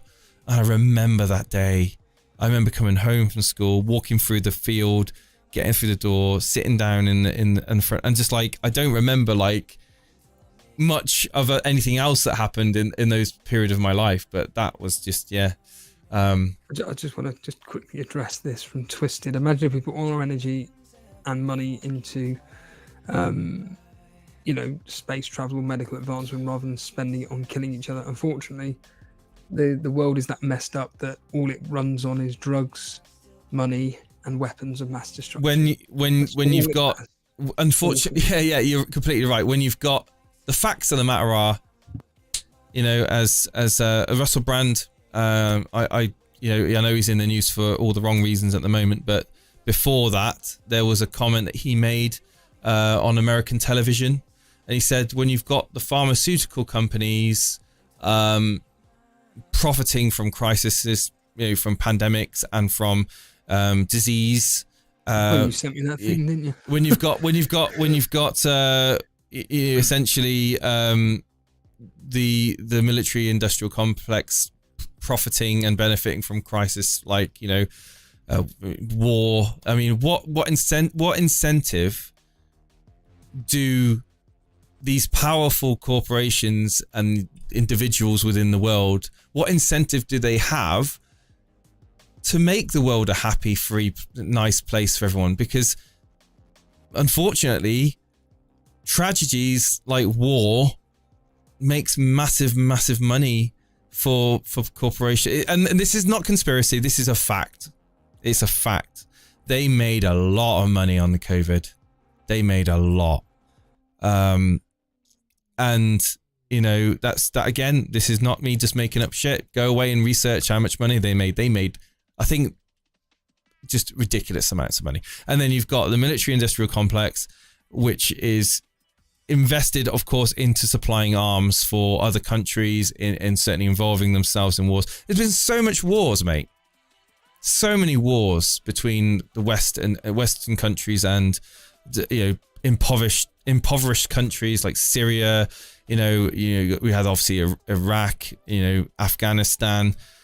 It is a sad state of affairs where mega money's made for these things, and in the name of democracy. It's and like recently I've been self-reflecting on a lot of things and my viewpoints in the world and the way I view the world, and certainly the way I see myself as a cog within a bigger system. And yeah, you can certainly get very cynical and certainly get very down about everything if you let it. And I think that's why focusing on family, focusing on friends, because you can't as a one person, you can't influence the shit that happens in the world. You can't influence that, but what you can influence is how you spend your time on this planet with the people that are around you and making the most of it, because you just do not take tomorrow for granted. Do not take tomorrow for granted. You're not guaranteed tomorrow. Live every day as it could be your last, and enjoy. Don't have stupid like quarrels and feuds with family members. Like try to see past that, because I've witnessed family members and disputes, and I just think to myself, geez, like, come on, there's so much more shit going on. Like family is everything. Family is so important. And for the people that work 60 hours plus a week, and they may be on a good wage, if you're not seeing your family and not seeing your friends, then are you really wealthy? Like, is that what you class as wealthy? I'm sure some of the loneliest, saddest people in the world probably make a mint. They probably have a nice car. They probably have a nice house, but that doesn't always give you everything you need. It's funny you say that, because me and my mate Steve, we went out for food earlier. The railway near Greenford Station, buy one get one free on burgers. But in all seriousness, we were talking about. I'm not going to go into certain subject matters because it was very graphic. But and I'm also, we might get banned off YouTube. Again. But we were saying how individuals that are more than willing to sell their soul, shall we say, for basically money, but are they actually happy at what they're doing at the detriment of their health, rather than actually being content with, as you've just mentioned, family and friends. What expense does this come at? What expense does this come at a cost for when it comes to your family, friends, and your health? When you're doing certain things to yourself for others that you don't know, it's like you said the other day to me on the WhatsApp. You went, the world is just toxic. It's just ruined. But yeah, it's crazy. It's absolutely fucking mental.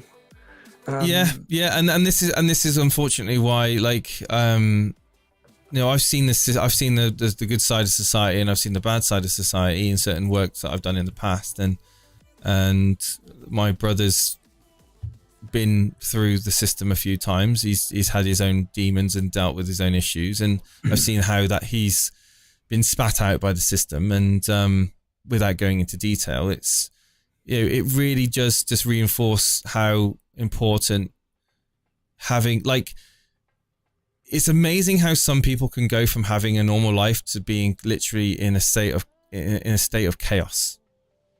Or, and certainly now, like, you see people like on the streets and homeless, and you see people that have maybe they've had experiences in their life, whether it be post-traumatic stress or whether it be drug or alcohol issues that they suffer with.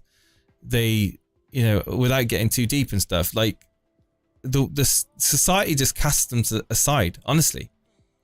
Like, if it wasn't for charitable groups that are out there dealing with it, like, day in, day out, these people will be just dying on park benches, man.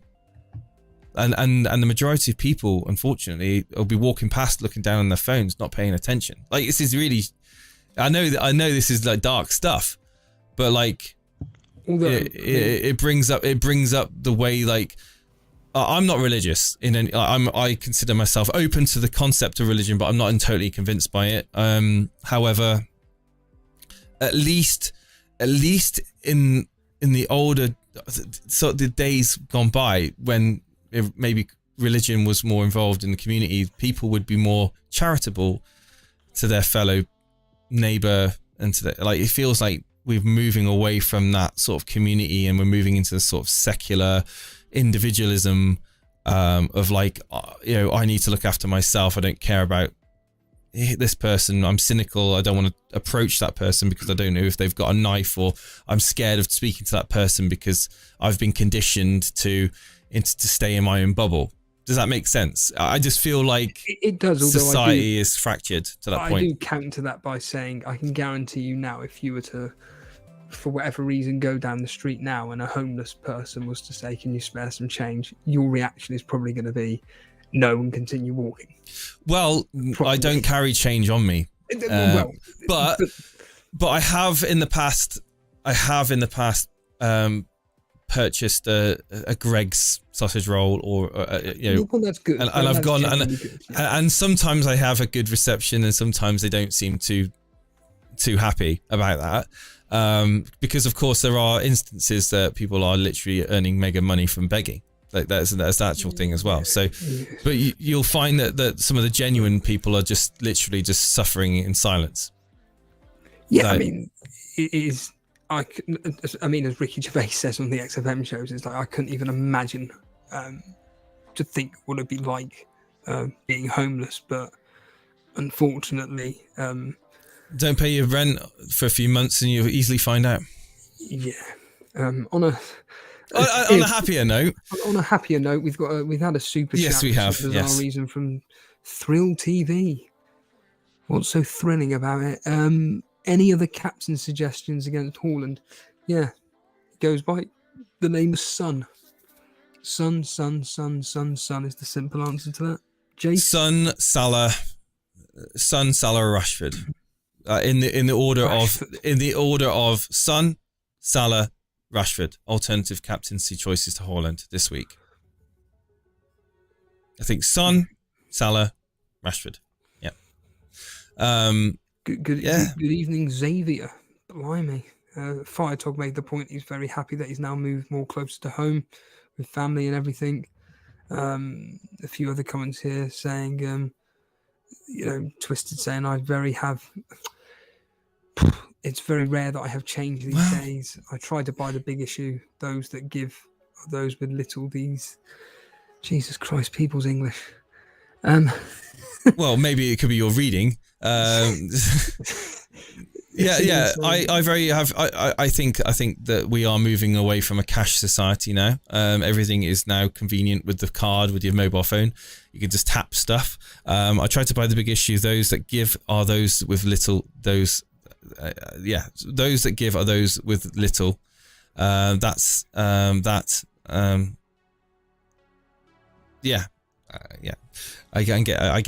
what you're trying to say there.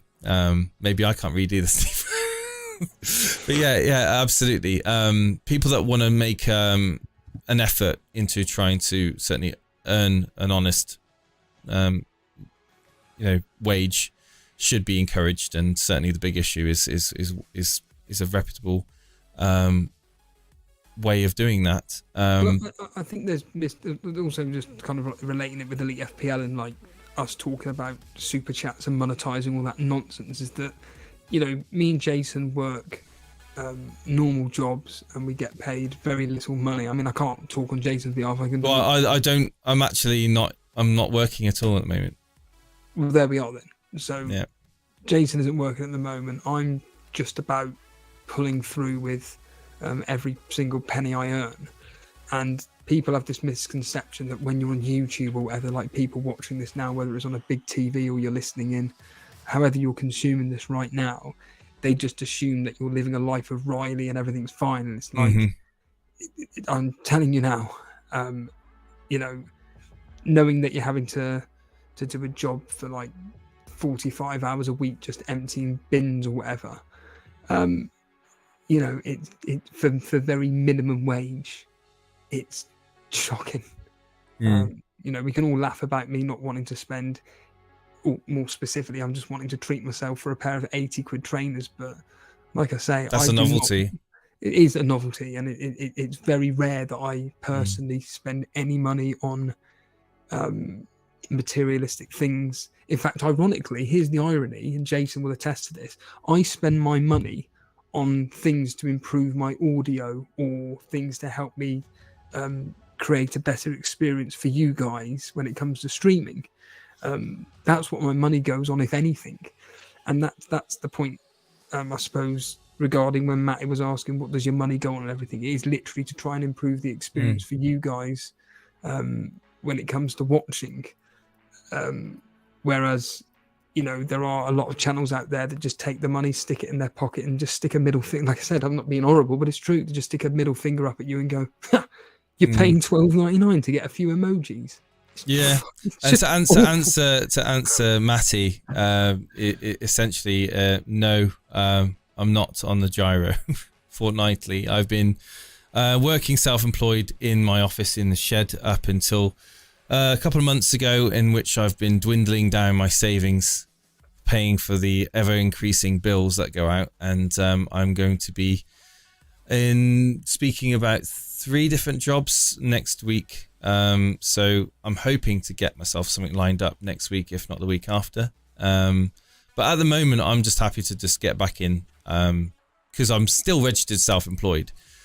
So I'm looking forward to trying to get some sort of normality back. And part of the reason, if I'm going to be open and honest, is I've been in the shed working self-employed for almost 3 years now, and it's bloody solitary confinement. I'm not gonna, like, my wife's working during the day. I do the pick up and the drop off with the school, but I am literally on my own, and I'm losing my will. I'm losing the will to live. I'm not socializing with people, and I think it probably has had an effect on my mental health. Like, I'm pretty sure I've been depressed, in and out of depression over the last 12 months, primarily because of, well, lots of things. Crypto market's been pretty bad. That was sucky, because a lot of my work came from that. Just being on my own, it's lonely, man. It's lonely. I'd be happy now just to get a job in ironically, just a job, whether it is in, do you know what I would do right now? I know it sounds stupid, but I'd quite happily just deliver Tesco home delivery like you were doing. I'd happily just take some crates over to drop people's shopping off. I don't want to do that. No, I'd quite happily just have a chat with people in the real world and just have a meet people. Like, it might be different where I am to London. I used to deliver pizzas about 4.5 years ago for Domino's, and it was all right actually. It wasn't great money, but I enjoyed just getting out and doing stuff. So, no, I'm not one of these people that can sit at home claiming benefits. My wife works full time. She's soon to be going on maternity. I'm going to be a dad to a second child come February. I need to get a stable, fairly well-paying job to keep myself going and to provide for the family. And it's all about just being positive and getting yourself out there. So that's a bit about my life that maybe a lot of you probably didn't realize. And I'm actually enjoying. I want to get away from the graphic. I've been doing it for a number of years now. Even before being self-employed, I was doing it. So I'm happy just to change something. I was actually looking at teaching jobs, Steve-O. Becoming a teacher and maybe doing music and doing something like that, PGCE or maybe even driving, instructing and things like that. There was a friend of mine that's a driving instructor. He's offered to help me become one if I want to. So there's other options out there for me. But again, anything that involves training for 4 to 6 months is also a consideration when I might have to just get a job in between or at the same time, just so I can kind of provide. But yeah, anyone that can just, and I've looked into universal credit, and it's just not worth sitting at home for. It really isn't. And like I said, my wife works full time. It really is not worth sitting at home for. I mean, for some people it might be, and that, whatever, but certainly for the bills that need to be paid, it would be a big error of judgment to do that. And I couldn't live with myself to do that whilst my wife's pregnant, and it's just, I couldn't do it. I have to be proactive. I have to be doing something with my life. Thank you, by the way, guys. I appreciate that. Ray Qureshi is just wow, he's generously donated $4.99 to us via Super Chat. Jason, thanks for sharing. I know the feeling of working from home alone. I tried to go out for a walk to help clear my mind for me to be more positive. Yeah, it's tough, man. It is tough. Like, it's pretty... and recently as well, I've been just like taking the role of like cleaning the house I've become like a house husband over the last few weeks because my work's dried up, and I've lost a massive client. Like, I was doing a lot of work for this one client, and they've basically folded. And so I'm just literally in the interim now, just getting, like I said, getting some work in the world right now, and I've just been like cleaning the house and stuff, man. Like, anyone that like if anyone's got a wife at home that cleans the house and they look after the kids, man, that is hard work. It's really hard. So shout out to anyone that's a house husband or a housewife that may not be listening in right now. I've experienced and feel your role, and it's pretty insane. Well, not personally teaching schools, done that, sucks, too much bull. Primary, I wouldn't mind primary school. I wouldn't do secondary. But again, thank you, Gray, for that. What could you afford it? Ray Kawashi donated £4.99 through Super Chat. Jason, thanks for sharing. I know the feeling of working at home alone. I try to go for a walk to help clear my mind to be more positive. Yeah, absolutely, Andre. It's all to do with each other's circumstances. I think working from home for the first year was really good, but then it kind of got old pretty quickly for me.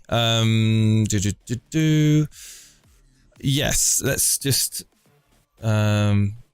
finish these score predictions off. Well, I'll just address one thing. Patrick saying, what midfielder would I suggest for this double game week for Burnley? None of them. If you really, really, really want to go for one, Osho, but you do not want to be touching Burnley other than Charlie Taylor. That's it. And he's a defender. So I wouldn't even bother. Waste of money. Where were we? Tottenham. We didn't even give our score predictions. No, I did with Tottenham. We went 2-2. I went. You went. That's right. Yeah, we talked about it. Yeah, we did this. You went 3-2. Yeah, Tottenham. I don't know if you mentioned history though, but history's close, right? Yeah, it's suggesting. Well, no, Liverpool, man, Liverpool. Yeah. Wow, it's not close at all. Well, it is in school line wise. Wow. Yeah, 2-1 Liverpool. Wow. Okay. Then we got Forest versus Brentford. God. Are you gonna be excited to watch this one Sunday afternoon? I won't need to be watching it, so no is the answer. Yeah. Absolutely dire game. Again, very similar. I think Brentford have got just that bit more quality in their team, so I'm going to go with a 1-0 win away to Brentford. The majority going with a Nottingham Forest win. Whoa. Okay. Oh, well, actually, no. The majority going with a draw. But secondly, it's Steve-O, thoughts on this? Yeah, I think that the fact that Nottingham Forest are at home, they seem to be a formidable force at home. Brentford of late have not been performing that great at all. 2 draws, 2 losses. I just think they're going to cancel each other out. I'm going to go 1-1.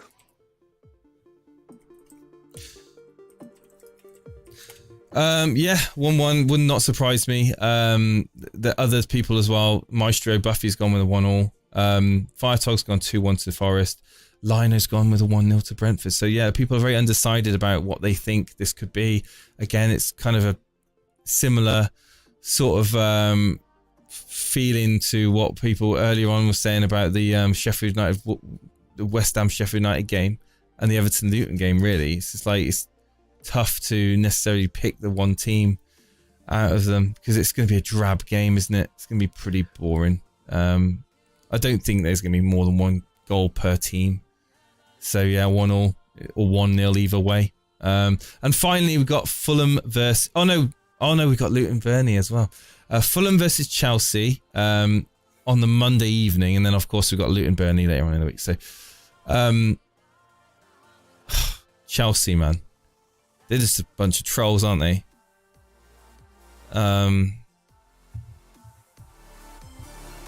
Wouldn't surprise me if Fulham win this 1-0. Have actually won more games than Chelsea. Won one more game than Chelsea this season so far. They've lost one less. Yeah, I'm going to go with Fulham to win 1-0. 1-0. I'm going to go 1-0. There you go, 1-0. I'm going to give Chelsea a goal. What's your thoughts, Steve-O?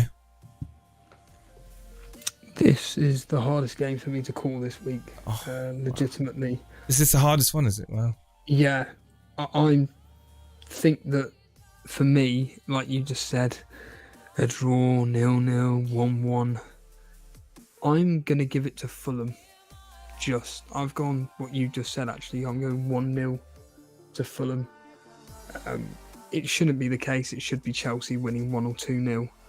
Unfortunately, they're in such dire straits at the moment that I just think that Fulham have got enough about them to get something out of the game. And yeah, I'm going to go with Fulham to nick this. Well, well, there we have it, guys. I'm just trying to work out. I'm sorry, I'm just distracted by this wooden spoon and this yellow cap. Do you know what these are? It's about their performances in the rounds or something. Oh, on Super, I don't know. I don't have a clue. Well, Mario went up 13 places and got a yellow cap, and then Elliot doesn't seem to have done anything, but he's got a wooden spoon. I don't know what that is. Someone in the chat might know, but it's probably to do with certain performances. And then we've got Luton versus Burnley, a game I almost forgotten about because I don't care because I've got no one playing in it. Yes, I don't own Kabori. I don't own Morris. I don't own Trafford. I don't want to own them.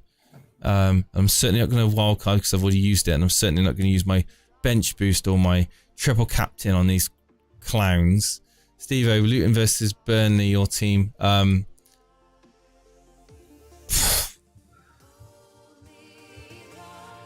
You go first. Yeah, I just think these two teams... This is a game that we should be targeting to win. It's as simple as it gets. We should be targeting this game to win.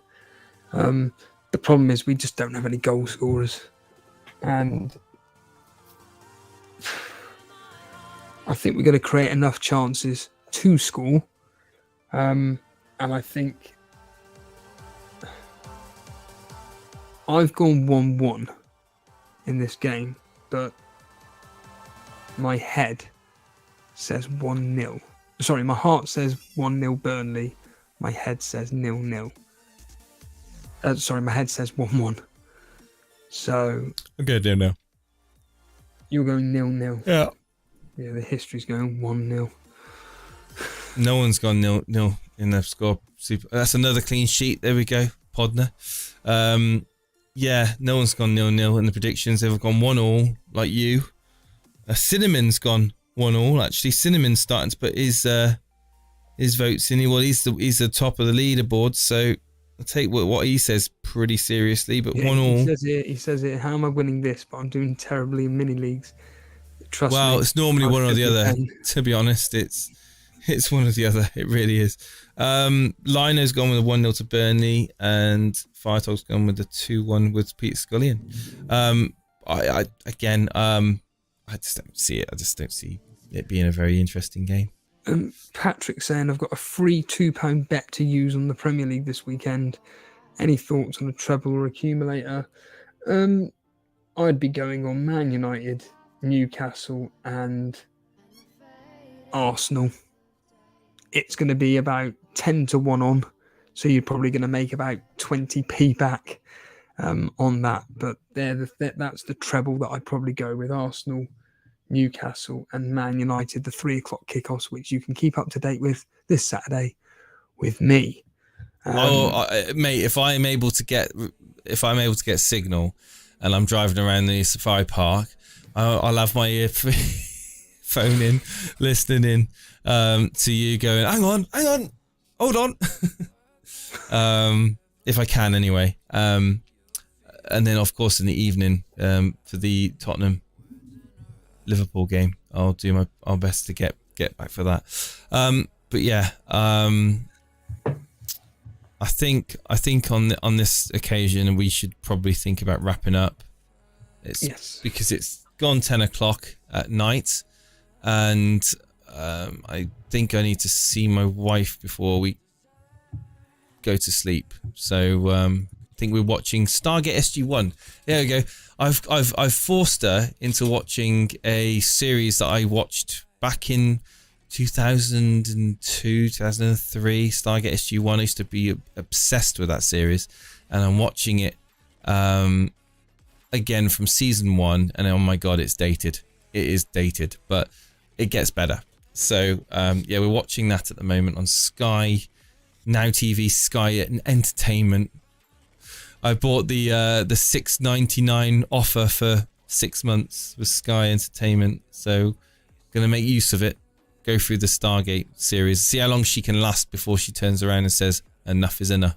Or she might like it, I don't know. But yes, ladies and gentlemen, thank you for tuning in. If you are new around here, hit the subscribe button, hit the like button. Maybe you become a member, you never know. Join the Discord, Elite FPL. Great stream, Steve-O. Thank you for all that tuned in. I wish you the best of luck in your game week 7. We'll see you at the weekend. Don't forget to tune in, Steve-O, at the weekend, Saturday afternoon. And then again, hopefully for both of us, for the Tottenham-Liverpool game. Goodbye, everybody. Get the crabs up. The crabs.